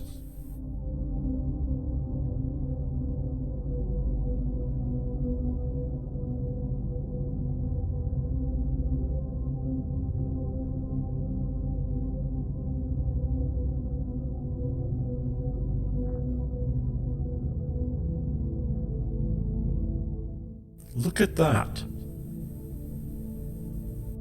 And again, that. And now this. You can clearly see that the wire on this astronaut is being pulled taut. That is why he is stumbling and jerking.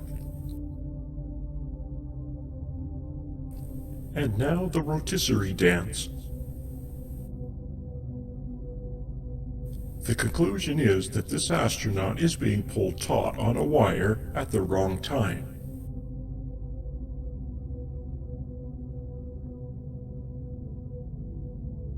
And here we see evidence of that again. Watch as the astronaut trips over his own feet and then the wire is pulled taut.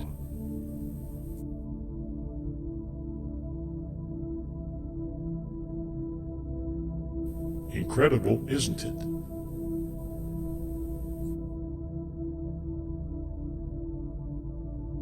Watch how the astronaut behaves after he trips and drops the package. This is just slow motion. Whoa! Whoa! And again we see the wire aiding the astronaut.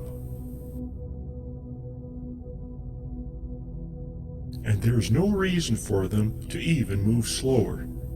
If you look at the wire analysis footage, later on you'll see them behaving differently compared to the vomit comet simulated moon gravity. So the spasms I just found this as I was looking. I asked, what are they doing? What are these weird jerks? And what do you know? It's someone being pulled off balance with a wire, suddenly and unexpectedly, snapping to regain it.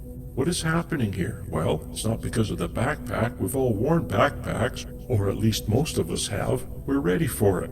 If someone pulls up on us, or someone snags us that we didn't expect, throws us momentarily off balance, even if we weren't going to fall, we respond as if we were, and adjust ourselves.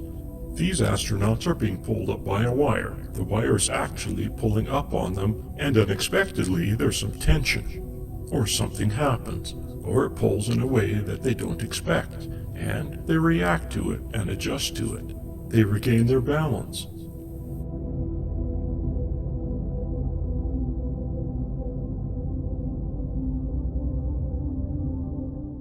And it is also possible that for whatever reason, it feels like it's not pulling up much, and not as supportive. They feel like they're going to fall forward as they snap back, because more than likely, they're resting on the wire quite often. They're relying on it, they're resting on it, they've actually letting it lift them up, and so they don't feel as heavy when they hop and jog. So now that we've looked at the footage extensively, we're going to move forward and examine how they did it. And one of the first things we should look at is the film gauges and how it was utilized to make this happen. Film gauges refer to the size of the film, 16mm, 35mm, 70mm, as well as others. 770 or IMAX, it depends if the film is sideways or vertical when it was used to capture. How do these film formats compare to each other? Basically, you use a large film like IMAX, then you can use a smaller to recapture it by using the optical printer and have plenty of resolution for the smaller format. I believe the Apollo footage, TV camera footage, was originally captured in 16mm and then optically printed of sorts with a TV camera. It was transferred to TV, video in other words, and here you can see the difference in resolution. Clear, plenty of resolution in the 16mm, and on set, this probably was rigged so that it was underground or transferred via wire. I know that the TV camera had fiber optics in it. It's very similar to an endoscope. The lens is on one end of the fiber optic, and the light moves through the fiber optic to whatever is receiving the light on the other end. For instance, film. And that allows it to travel distances, and that explains why we have this lens distortion on the side. In fact, more than just the lenses themselves. This was all captured on a set. Huge set, multiple sets. There was probably a set for every location where they went to. Possibly reused, rebuilt, but they were highly accurate, built on satellite imagery, captured for the Apollo program. Highly detailed, highly accurate imagery. How big were the sets? Well, they weren't as big as the entire location visible in the scenery, in the images and the footage. That would be absurd. Might as well just go to the moon, if you could. So, how big were they? Well, if you reduce things, was it everything you saw? Was it just the close mountains? That's still too big. Well, firstly, it had to be enclosed. Was it this small? No. I'm guessing around this big, 300-meter diameter or somewhere in that range. The background was a backdrop of sorts, such are used in the movies, but a very sophisticated one. This was an enclosed environment with a backdrop. The backdrop was projected with highly accurate model imagery created that matched the set.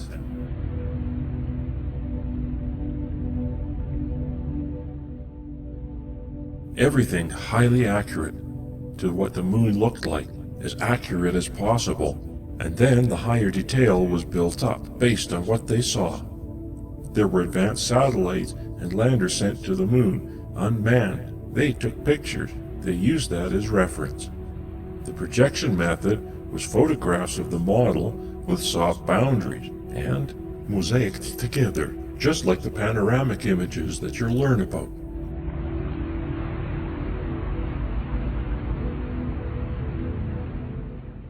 Because of the nature of the moon, the grayscale, the boundaries are fairly easy to do. Here you can see mountains in Cinerama. It's very similar to Cinerama technology in the 1960s by Douglas Trumbull. And here you can barely see the boundaries. In the sky you can't see them at all.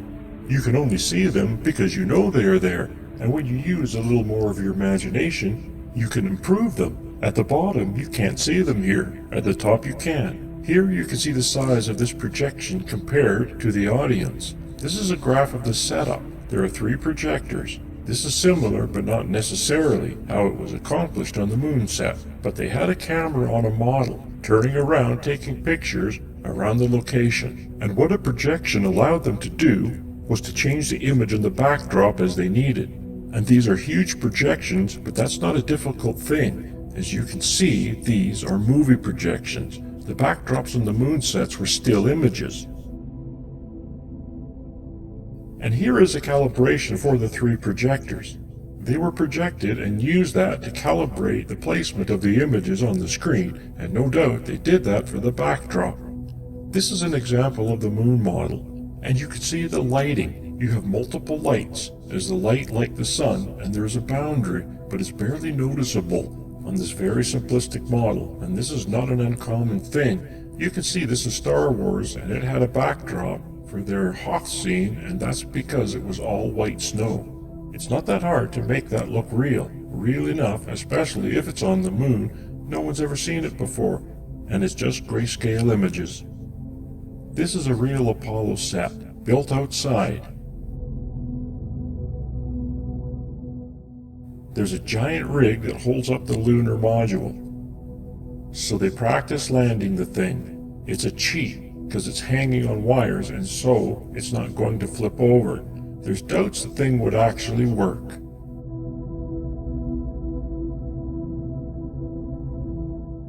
Here you see it's a cheesy looking set because it doesn't have all the detail that was thrown in. That looks like a model, but it was sped up.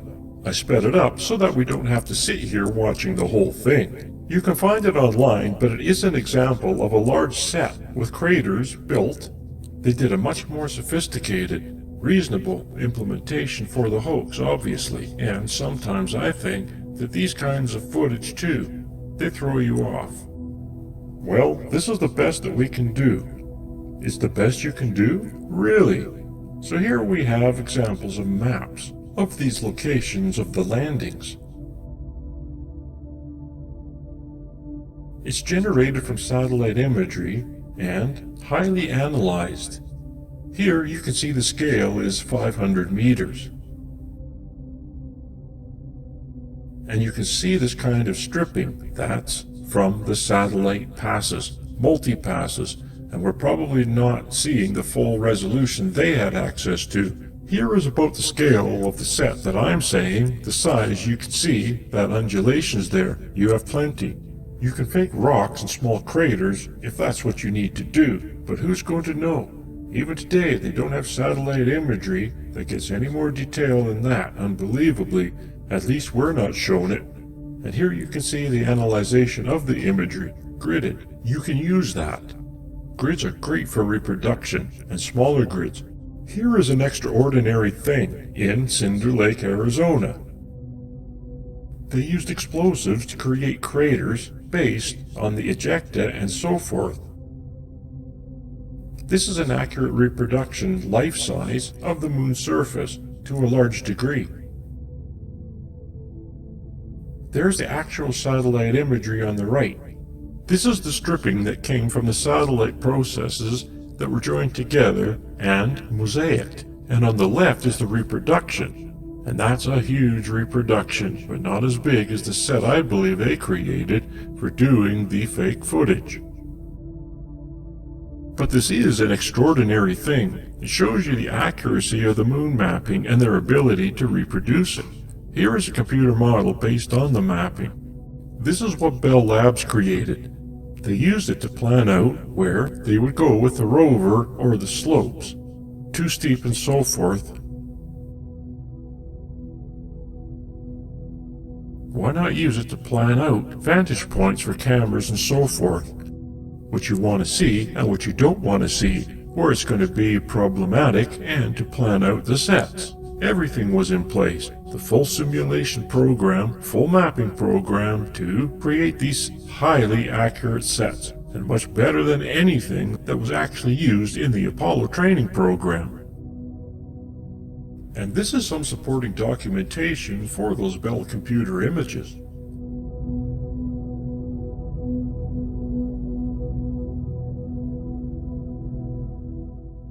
These are traverse maps that shows where they went. You can see the LM location. This is Apollo 11. They didn't go very far from the LEM. They show points that they did go to. Those funny looking circles are craters. And you can see Apollo 14 here. They actually went farther out, and locations where things happen. I think it's around 500 meters and 1,000 meters here, and it's not as far as you may think. However, on 15, 16, and 17, they actually went kilometers, 2 kilometers down as a reference. They drove pretty far, supposedly, and there's various locations. You can see EVA 1, EVA 2. That means which day they went out, because they went out on one EVA each day. Where certain stop points are, 2, 3, 4, 5, 6, and 7, where they had stopped and filmed with the rover, they had a set. So someone can do their due diligence and discover how many sets they probably created. This is my simulation, just mock-up again. Here we are at a landing location. This is a set reproduction, so to speak. In the foreground, actual sand, and in the background, it's a backdrop. And it's very similar to watching the footage you've already seen. And if you look more closely, you'll see later, they had multiple lights, but they're flagged off, meaning blocking their light shining on the camera, and they overlap softly. Because of the undulation surface, you'd never notice that there's multiple lights, and here I took away the backdrop so you can see, and this is the set without the backdrop. Very, very revealing. This is where they were.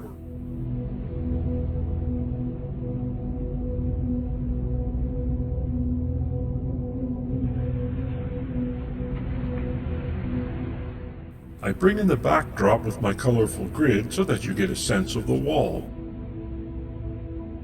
And because of the nature of the moon's surface, you lose distance, perception, and so forth. So they got away with it, a lot of that. It helped them, in other words, because you can't tell how far away they are. No one really knows the makeup of the moon anyways, and none of the footage was used for reference. You can't use it because there's no reference as to exactly where you are, so any discrepancy can be sold off as, we don't know where the camera was. There was no GPS. They don't know exactly where it was. So there we are, on the moon's surface. The model is used to create the imagery in the background, and identical reproduction to that scale for the set, sand, and so forth. There's a hole in the wall if you need to put the light for back, so no divergent shadow.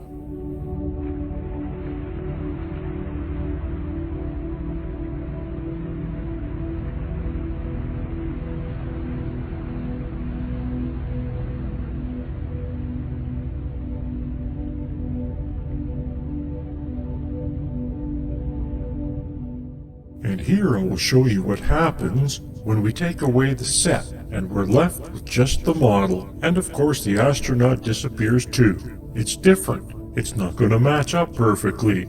You even find that later when we look at the landing footage, but it's close enough, certainly for this. So photographically, they almost definitely modified the photographs they took of the model to match with the set, and or modified the set to match with the photographs. So the edge boundary was seamless, color-wise, luminosity-wise, and so forth. They may have even adjusted it with the lights, because no one's going to know that it's slightly off from what it would actually be. And here we zoomed in on the set again, so that you can get a sense of how this was built. And if you were on set, and they moved the location of the camera, they just changed the imagery that was projected on the wall. With their model, they could shoot from any location they wanted and create a circular set of imagery.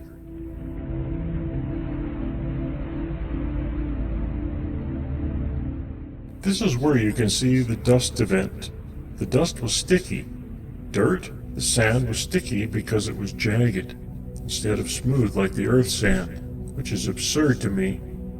Sand is sand, jagged or not. It's not going to stick to a suit. The reason it is sticky is because they had a mixture amount of oil or water in it. It doesn't take much. I did my own test. Go buy a bag of sand. You need a little bit of cooking oil. Just mix in a few drops with a handful or even a bowl full of sand and see that it starts to become malleable, almost like clay. And you can find the proper mixture so that it doesn't dust, meaning you don't see particles fly up in the air when you kick it. But it looks like they used a lot here because you can see it sticking to the machinery as well. In fact, the dust was so sticky it stuck to metal. They call it moon dust. It's moon sand. And these are some of the clearer examples, probably because of the overblown suit. And the dust is not. The sand is not reflecting, it's dark sand. But they said they had problems with dust and the sticky dust. And here you can see other examples later on when I show miscellaneous set stuff. You can see how the sand behaves. Oily sand, oily watery sand, oily sticky sand.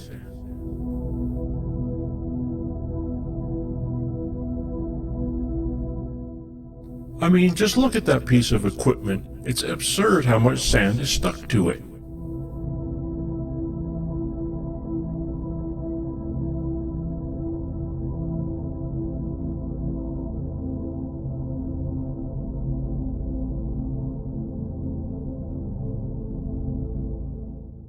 Here, it looks like he's been playing in oil.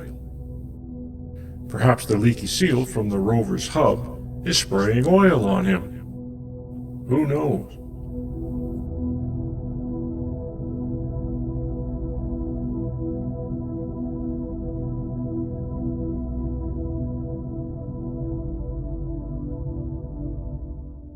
Here we have panoramic images generated by NASA from astronauts.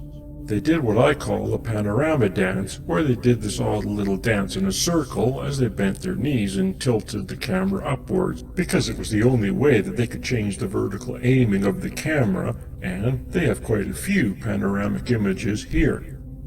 Here are some multiple ones from some sets and single ones from other sets, and so this is another tool for enterprising young people to more fully recreate the sets that were used.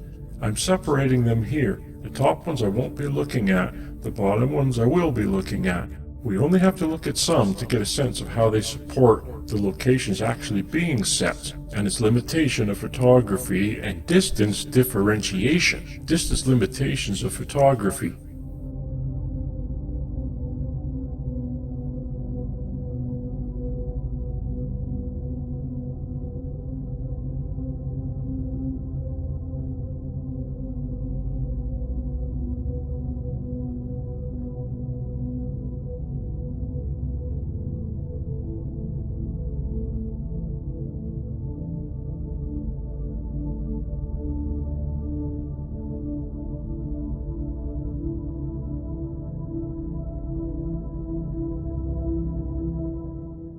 These are the photographs that we'll be looking at.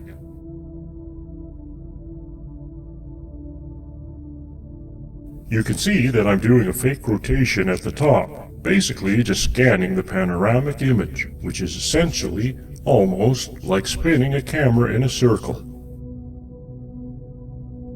These are straight from NASA. I've done no modification other than the graph you see I'm putting at the top and so forth. It's kind of obvious what I've done, and you can see the photographic images changes as the astronaut made his turn. But here I'm showing that it supports it being on a set. There's nothing about these that say they could not be on a set. There's nothing about them that says they definitely were on a set. And that's the advantage of the photographic limitations. And the nature of the moon landscape is just gray. You know, it was light, shadow, undulating surface, and you can't tell. There's no trees to tell you which directions the shadows are going. If the lighting is changing, there's no atmosphere to show you the distance. It's a very, very simple set, which makes it very, very easy to simulate.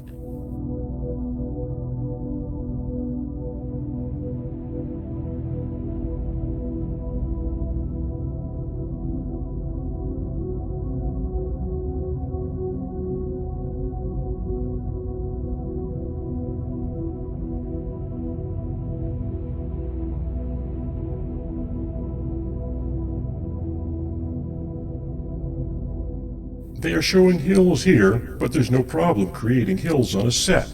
You can use wood as an understructure or dirt. These are simple things to do. It's not a big deal. And these are enclosed sets. They have to be enclosed to control the environment so no wind gusts and so forth occur. But that can be a tent. It's not a big deal to create a large structure like that. And the only thing above them has to be a crane, a simplistic crane holding up the astronauts' wire.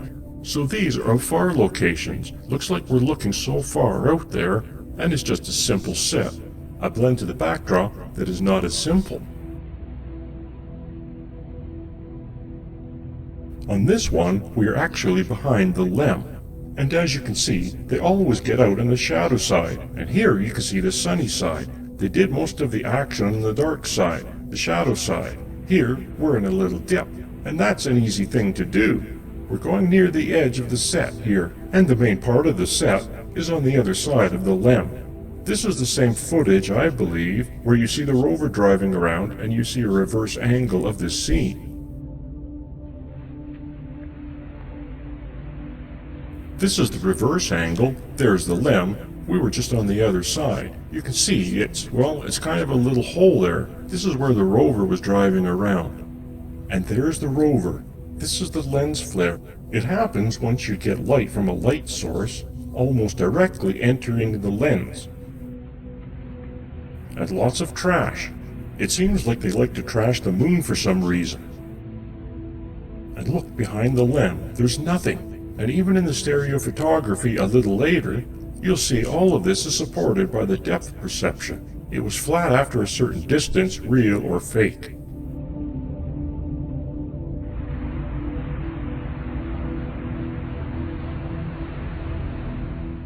It looks like we're looking past a hill, and its distance back there is easily reproducible on a set with the projected backdrop with the technology they utilized. There's our dividing line.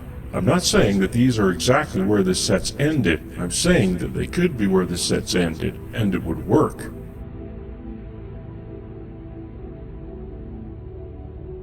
It would take quite an extensive analysis of all the footage captured at one location to find out more precisely where the set ended and backdrops began when it was implemented.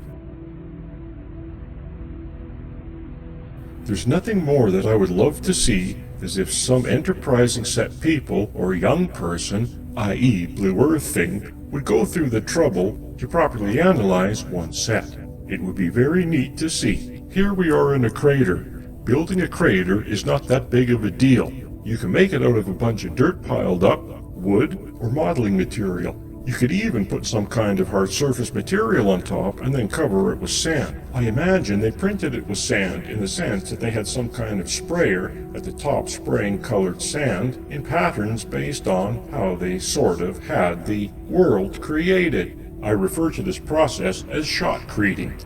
They did the same thing on the model. You just plan out how you're going to recreate it, projecting, spraying the sand, paint, and what you have. And here is all the sand, and they did it in layers.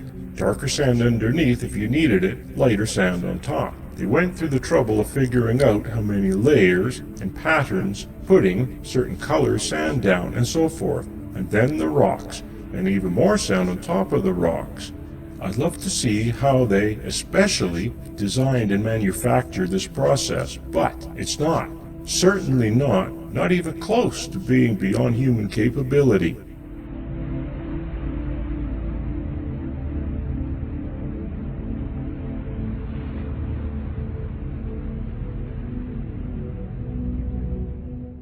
So here it looks like there's hills in the background. It's hard to see before, but now I have to remove the hills and pan over the right, and you can see the rover over there.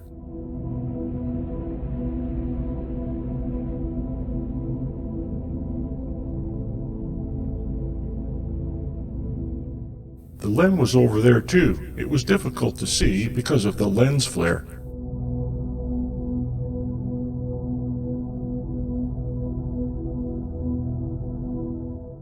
So when it comes to the nature of this panorama, it looks like you're looking at a huge landscape. You're not. You're looking at a circle. If you wrap one end over to the other, you make a cylinder. And that's more accurately what you're looking at. This is why I did the crop version and the panning. I mean, we're actually not panning per se. We're reproducing what the astronaut did, which he stood at one place and turned around, went in a circle, spun. Now these are very interesting landscapes, very cool looking, but they're reproduced moon topography. And the more specific details of every rock and so forth, perhaps they had highly detailed imagery. That would be a smart thing, but they had limitations. That was all made up. And we haven't gotten any kind of actual highly detailed reproduction of the actual location from telescopes or satellites since this time. Again, another faraway landscape, but it's just a set with a backdrop, nothing more. Here is a little crater. We'll see the left image on the right side, and the right image on the left side.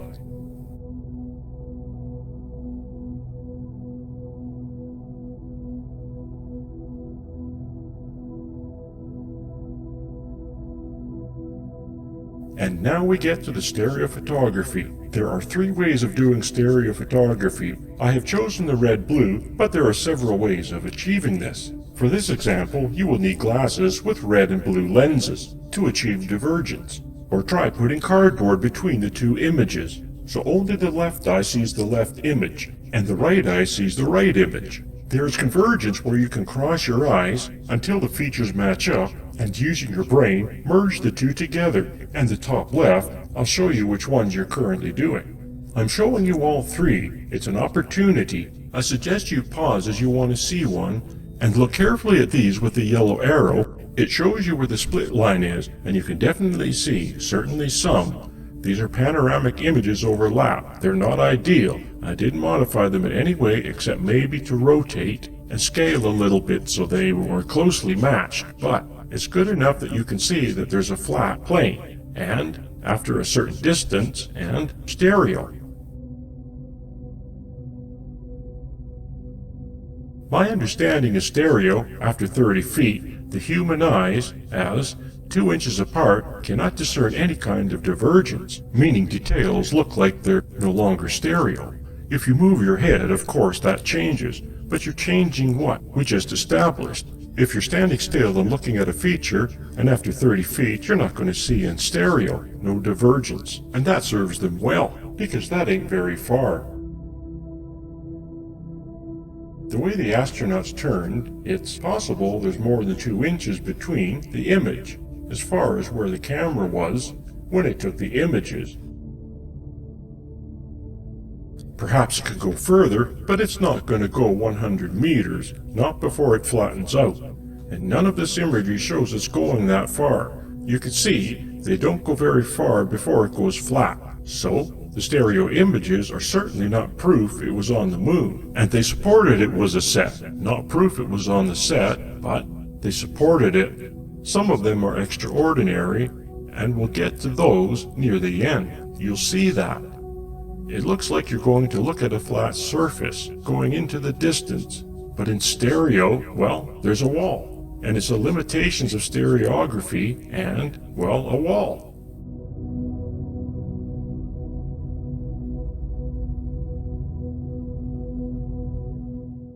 And the split is not necessarily where you think it would be. You can look and see, and look at the stereo and see where the split is. I added the names of the source photos at the bottom so that you can look on the NASA website at your own convenience. You can also use the cross-eyed method to bring these photos into a 3D view. Here's the rover. Just look at how close it is to us. It doesn't go very far in front of the camera.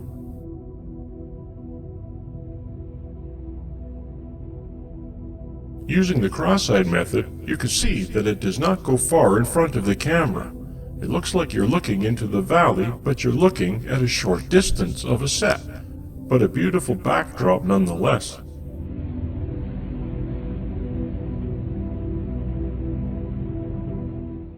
Here we are looking down a hill, but we don't go very far before we lose our stereo.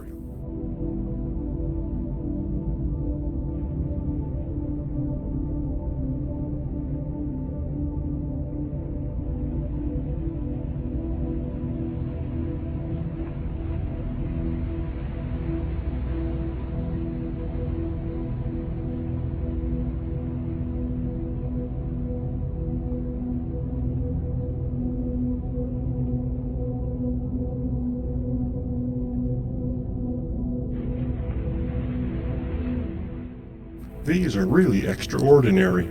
Look how close it is to us before it's flat. Here's another one, right up close. The other thing amazing that happens is your brain seeing indicators of dimensionality will create it for you, but it's not really there. If you look carefully, you'll see.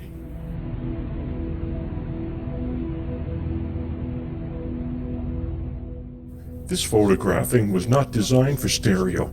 It was designed for panorama. So they almost did very little stereo photography. They did detail images on the ground. So this is using information photography in an unintended way, and we are doing our best to extract information from it.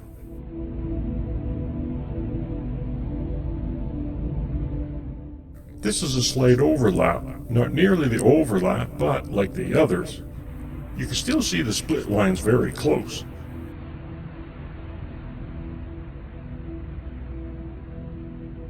This one could have been a model, and it's a zoom in of a background. There's no stereo here that I can tell. If there is, there shouldn't be. Zooming doesn't change stereo.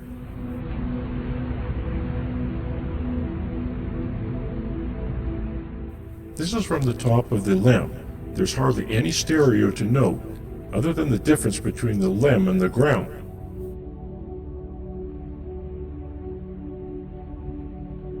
This is an example taken from two different locations, so you can kind of extract some stereo. It looks like it's dimensional in the background, and that shows it's two different angles in the background. And that's quite possible, but that was done by changing the image that was projected on the background, shot from a model.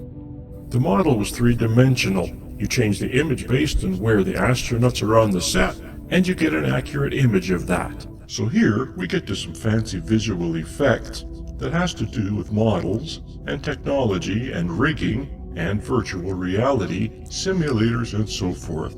And I think that some visual effects breakthroughs were created here and credited elsewhere. The lunar rover appeared to move quite a distance across the moon's surface. Kilometers, several, 27 kilometers I believe it was. There's a graph later that shows you more, and simulator technology is used. It's been around for ages. Here are very simplistic versions. Someone moves the prop while they're in it, and there's a fancy version, a jet simulator. And here's a mock-up I did of how the lunar simulator was created. This is a lunar rover simulator. There's some footage there. I think it was created on this simulator. Basically, a model was filmed and the astronauts were put in the rig that mimicked the movements, and the camera was on the rig and filmed the footage in the background or in front of the fake lunar module. Here is a setup of the model under the snorkel lens. And there, I think, was a DAC camera.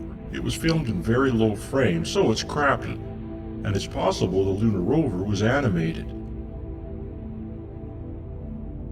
Here's some examples from the early 1970s. This is Don Dykstra, who was a student of Douglas Trumbull. And in the summary I went over this. I find this extraordinary every time I see it. I find it extraordinary how real it looks, and how tiny the models were used to generate it. It just blows my mind. Look at this snorkel camera.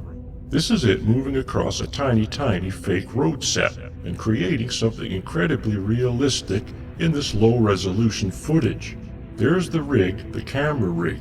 It's called motion control. It's used extensively in visual effects today, and this was used to create city planning or something. I don't know how much he got paid to do this, but it's an extraordinary setup. And the time it must have took to build these models, I don't know. I don't know how long it took the team to build and record this, but it's extraordinary nevertheless, especially when you get to the nature footage in the end. You see the mountain in the background. This is with atmosphere and everything. You can imagine with the moon set how realistic, and you made it 3 times as big as that. This is a flight simulator camera, sideways pointing at a fake landscape, and moved in real time based on the pilot's action. They actually used it for Apollo training. This is the moon's surface, model moon surface. There's a camera that moves along it based on the decisions of the astronauts. And this is a lunar rover simulator. I went over this in the summary, but this really fascinates me. They actually had the same setup. It's just like a flight simulator, except for a rover. There it is. I believe the camera is upside down or sideways. It's hard to tell here, depending on what they thought worked best. Here, a couple of astronauts coming to enjoy their simulation ride.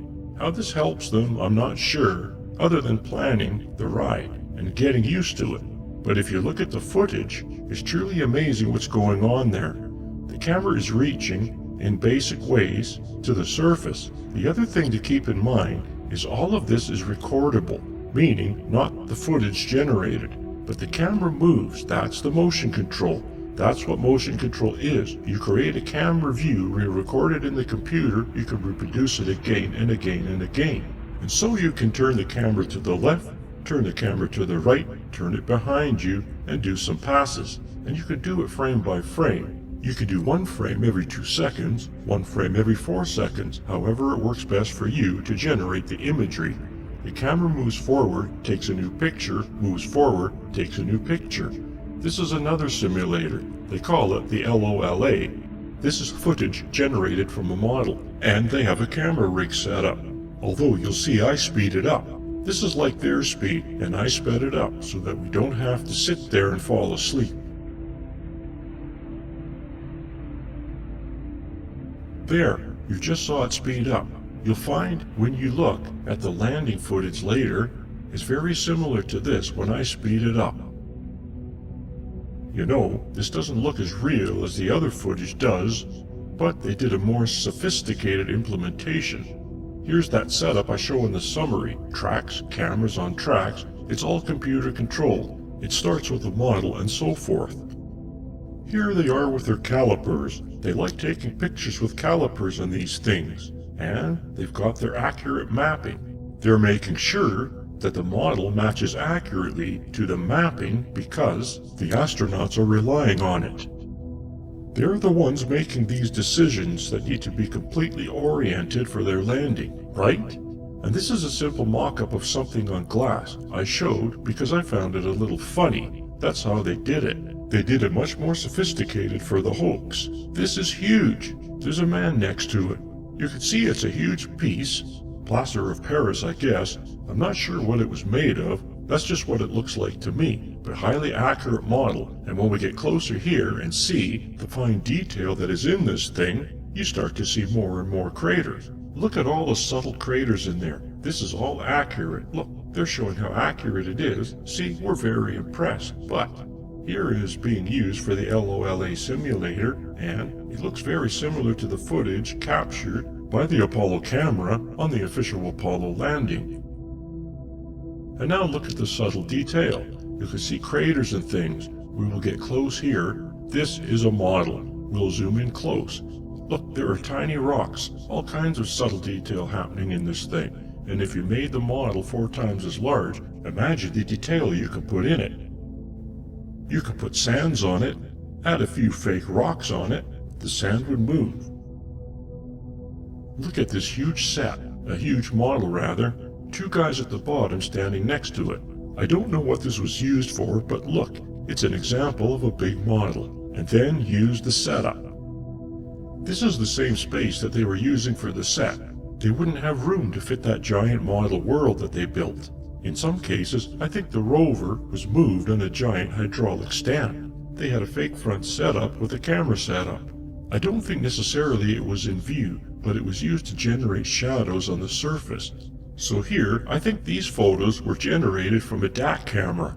You can see in the middle one, there's a shadow of the antenna and camera. Sometimes it's because the shadows, some because they're on a set. But I believe they had a rig to generate shadows, so that when they projected it on a screen in front of the simulator, it had a shadow to make you think they're really there. Here's another example you can see, but it's rare, right? All of these images, but they only have one shadow, so it's quite possible they take 1 frame at a time. It's just got a shadow in it. Fiber optics are used in the cameras. Possibly they had endoscopic kind of setup with the camera, and instead of doing this, like they did in Star Wars, you have these guys coming and going and animating. The camera animated. In fact, you'll hear Douglas Trumbull a bit describe how they did it on Back to the Future ride. I had no idea that they could do that, and no doubt he implemented something like that in the Apollo simulation, whatever they call the hoax. So instead of guys doing this, they had cameras. And maybe they had something in their bag of tricks. Move the antenna so that it projected the proper shadow. Here I am showing an example. This is footage generated by filming of the models. A computer model, but it's an example nonetheless. Here we are in the simulated ride in front of the footage with no movement.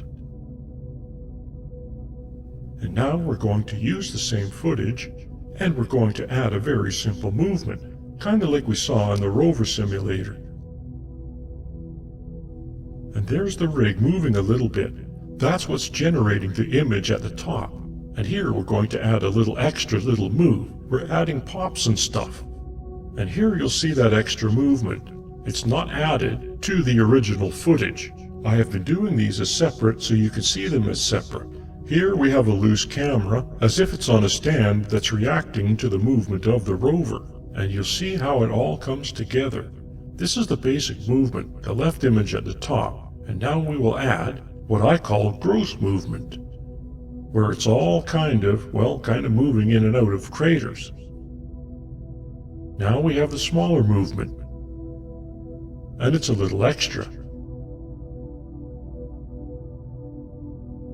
And here's where they loosened up the camera a bit. It's on its stem, it's reaching to the rig, and now we're on the moon. It's pretty extraordinary how simple it is and how effective it is. And now you can even see the reflections in the antenna up there. I believe they probably had a 360-degree setup for any kind of reflections, and that's not that much more difficult. Let's look at the actual footage here. I'm not going to show it all to you, but you can see more in the appendix. It's quite extensive. I think it would be interesting in having someone go through and really nail down what is what. But I think that's, not necessary here. And this is why. There are a lot of things that landed on the moon, a lot of unmanned things. The rovers went pretty far. There are a lot of opportunities to see what the moon should look like. And when stitched together, I can tell you what the moon should look like. So those flipping through real quick are either low frame rate DAC or Hasselblad photos from the chest camera.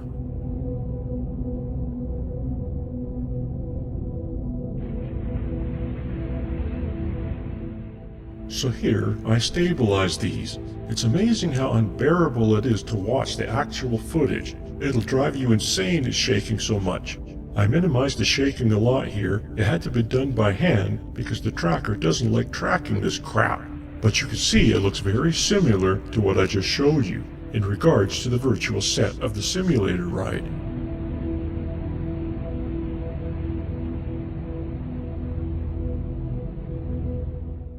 See that shadow on the lower right? This could be a setup.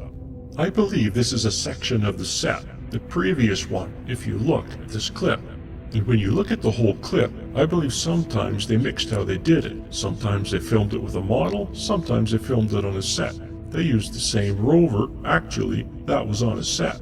They put it on a rig. Up here it looks like it's on a set, but it's hard to tell. You don't see any shadows of the astronaut on the ground, the other astronaut sitting in the rover, and the reflections are just the landscape. So I think it's quite possible that this is faked footage, meaning they're not on a set.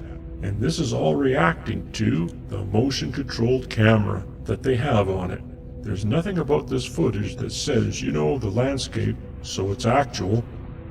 There's no detail in here, so you can't see the detail, it's all limited. The other thing about this footage is that it is transferred to HD. Thank you very much. It should be transferred into log, to digital format, so that we can analyze it for ourselves. Perhaps somebody else could get that to happen.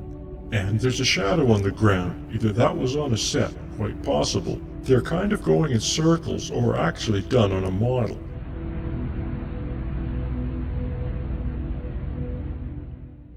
So the modules all landed on the moon? Well, they have footage of it. These were all captured models. I believe it was a model with sand on it, certainly where the module landed, and it was all filmed slowly, except for the landing part, when they had a simulator action, just like the simulator, and blasted sand. And after the sand cleared, they did a mixture with masks and stuff, which dissolves to the actual set. Practical, life-size set you see in the film of the astronauts walking around. Here we have Apollo 14 and landing on its model, and it's not going very far. You can see that it's a curved model. It is accurate to the curvature of the moon, so it's very accurate. It's very similar to the model we just looked at for the LRV. All the craters, same thing, highly accurate. Here's something interesting though. You can see some striation lines. I put some lines on to show you, well, the angle, and they look just like the mosaic lines, satellites flying over, around and around, catching images, and they put them together.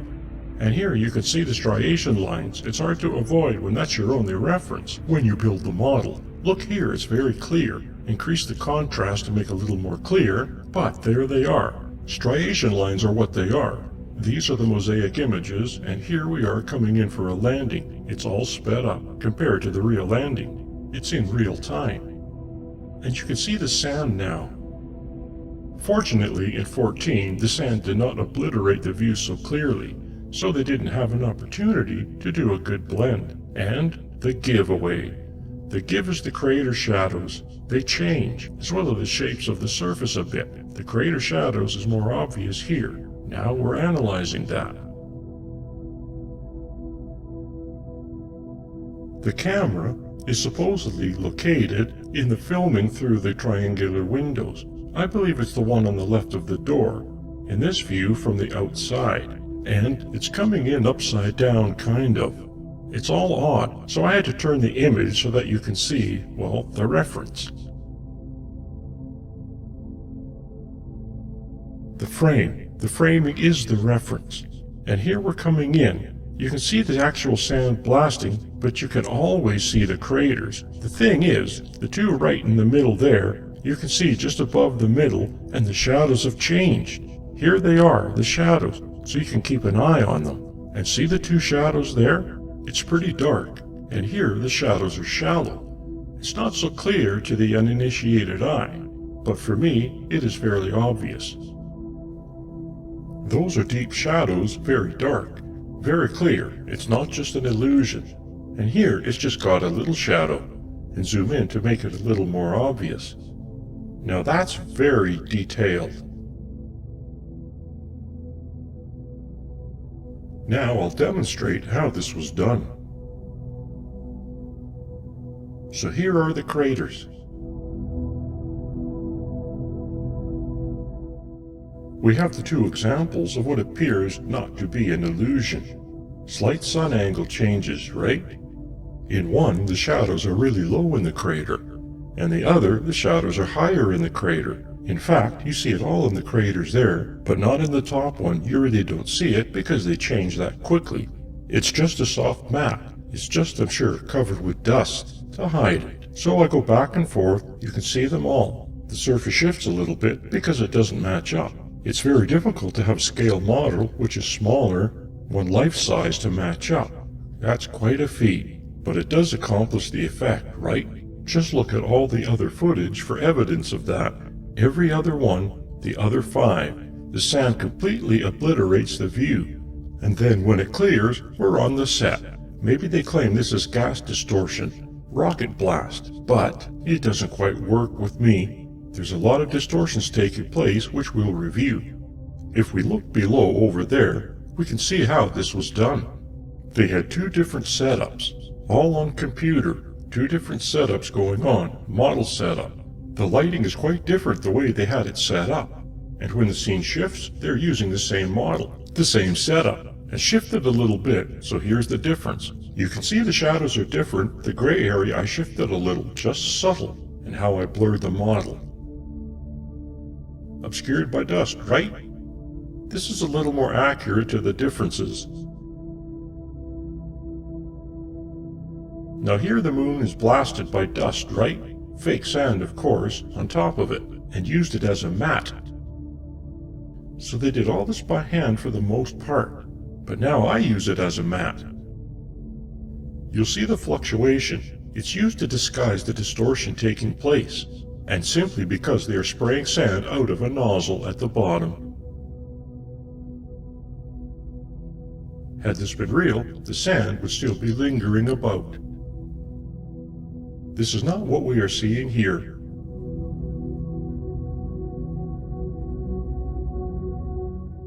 There's another discrepancy here. That's because one was a model and one was a life-size. There's a change occurring here on the detail. I'm not quite sure what it is, as it fades in and then fades out again. But there is no reason for this thing to be changing like this. It's changing shape. I think Douglas Trumbull is likely the mastermind behind this. He was the 2001 Space Odyssey visual effects mastermind, and he had a lot of experience in this, simulating the moon and space stuff. His first job was with graphic films and working for Apollo generating PR stuff for Apollo. To the Moon and Beyond is something he generated with Cinerama, and it was used as the technology backdrop. Here's some information about To the Moon. It's a large film format, really longer than other formats, and it's extraordinary what they did on Space Odyssey 2001. There is evidence that it was supported by NASA, and it was a kind of an R&D to figure out all the technology. They used it for the Apollo hoax. And it's also in the interest to see he worked for the Apollo program already, before he did 2001.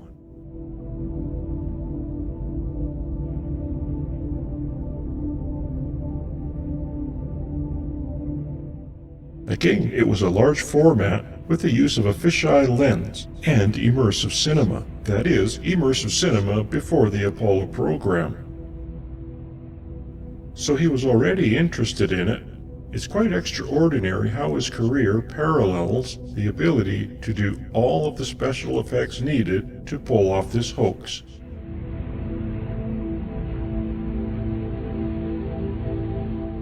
Let's hear him tell us in his own words.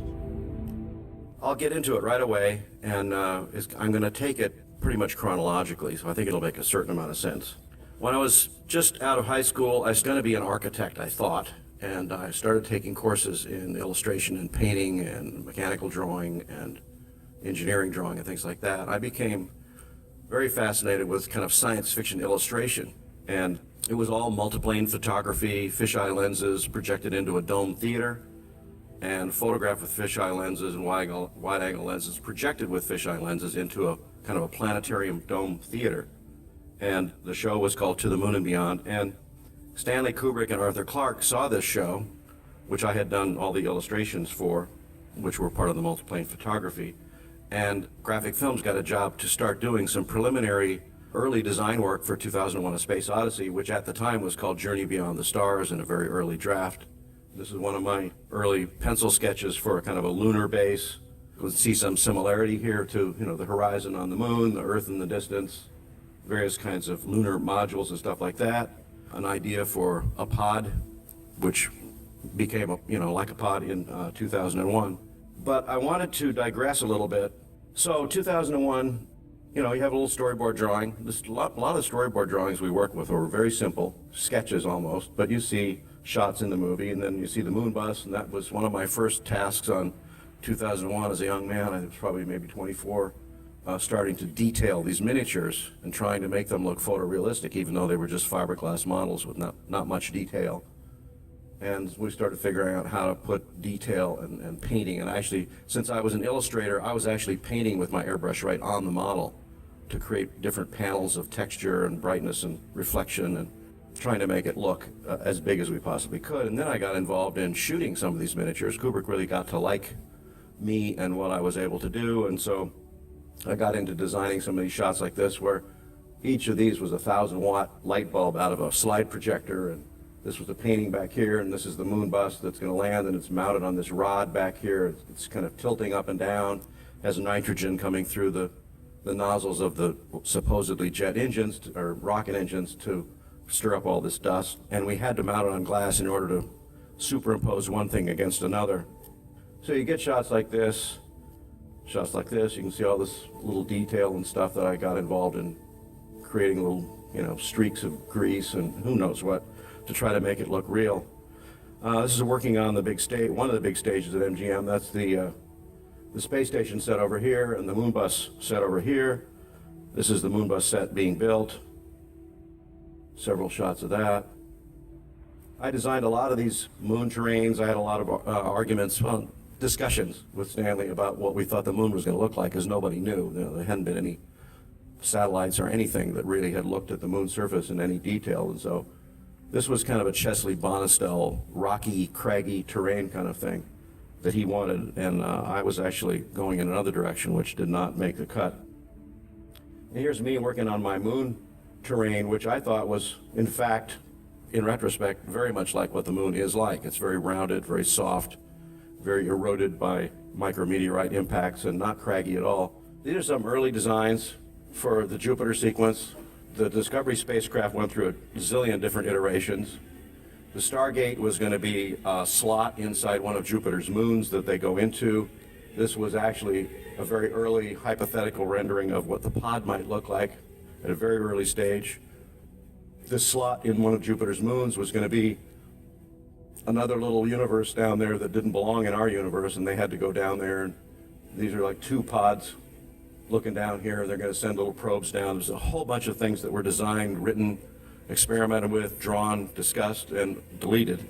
This movie went through tremendous development. So the thing I'm talking about today is all the whole kind of creative process of how you tackle a problem, work on it, discuss it, solve it, change it, and try to come up with a new solution to make something on the screen that people have not seen before. So anyway, ShowScan was this 60-frame, 70-millimeter giant screen thing that was way better than Cinerama and way better than IMAX in 1975.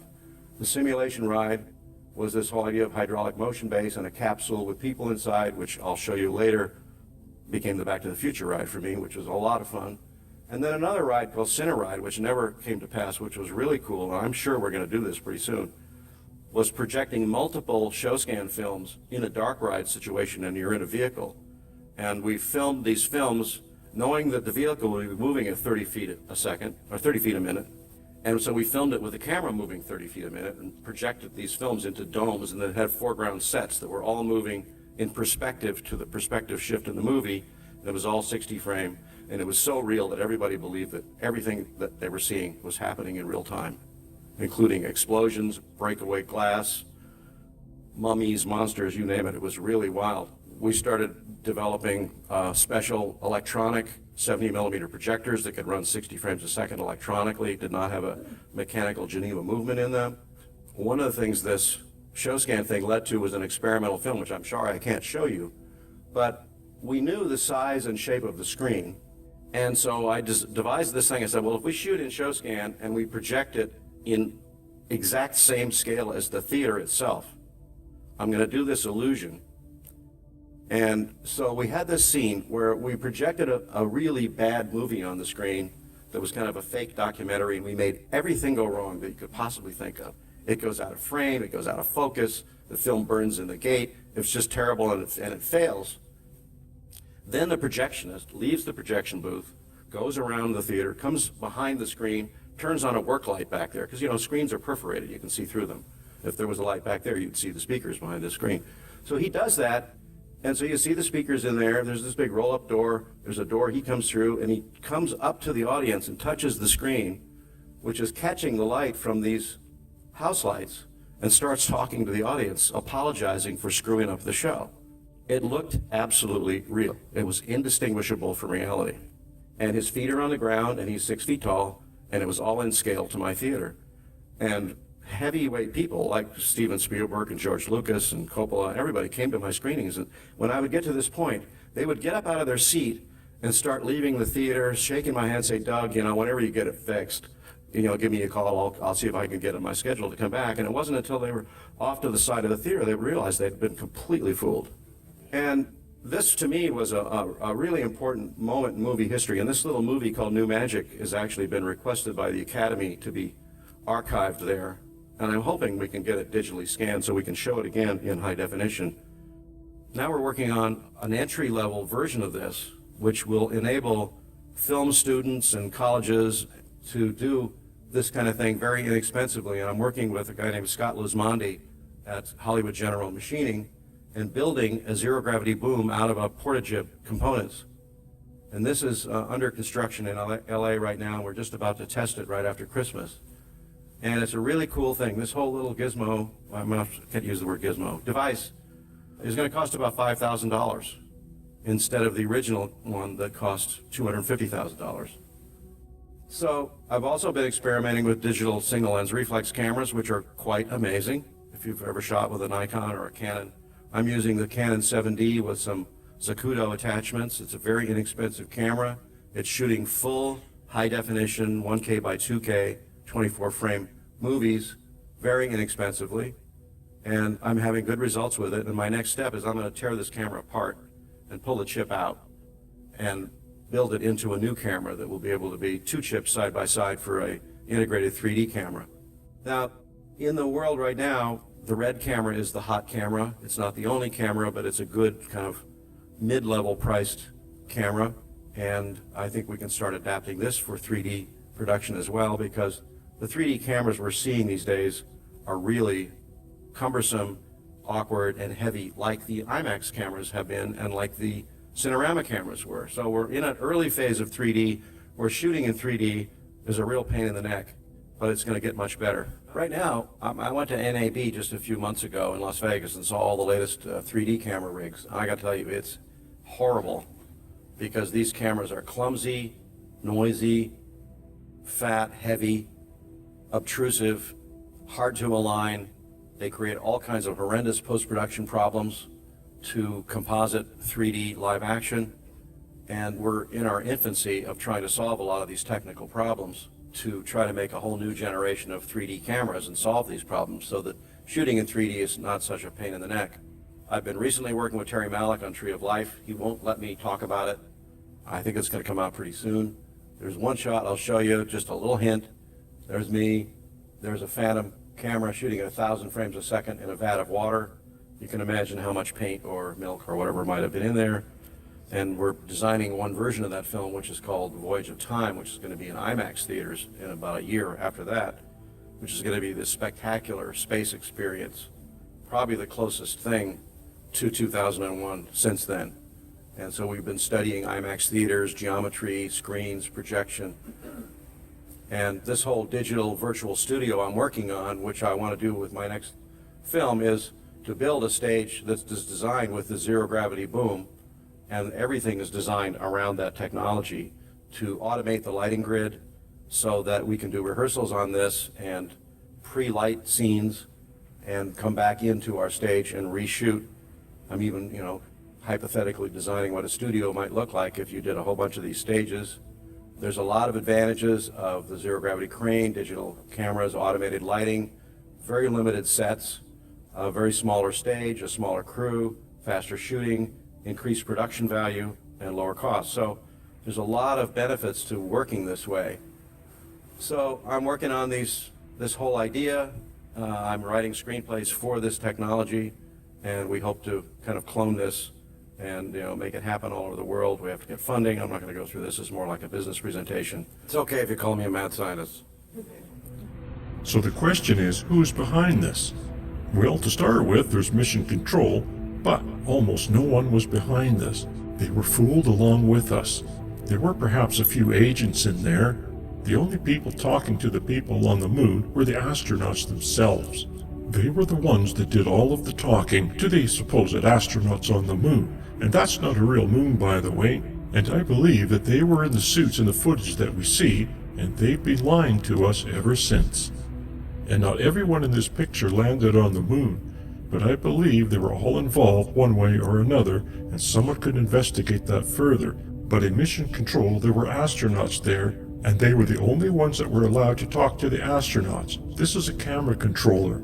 He is involved too, because obviously he's not the one controlling the camera. I suspect that he was possibly or probably involved in the fake footage camera movement. Why not? So, what is NASA? Is NASA real? I believe it is actually an Intel operation with a fake front. Intel likes to do this. You can say it was infiltrated, but I believe it was designed to be fake. In fact, all of them are. The entire space program is a front. Such companies say, yes, we're here for humanity, and yes, we put people in space, but no, we're putting spy satellites over the planet, trying to control the planet. It's an age-old technique of owning the sky. Yes, we try to communicate with the heavens, but we are in communication with the gods. Apollo is supposedly the god of light. NASA is not.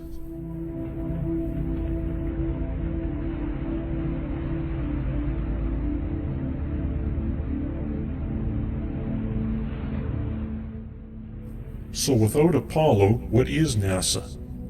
Apollo isn't real. It's nothing but a ghost.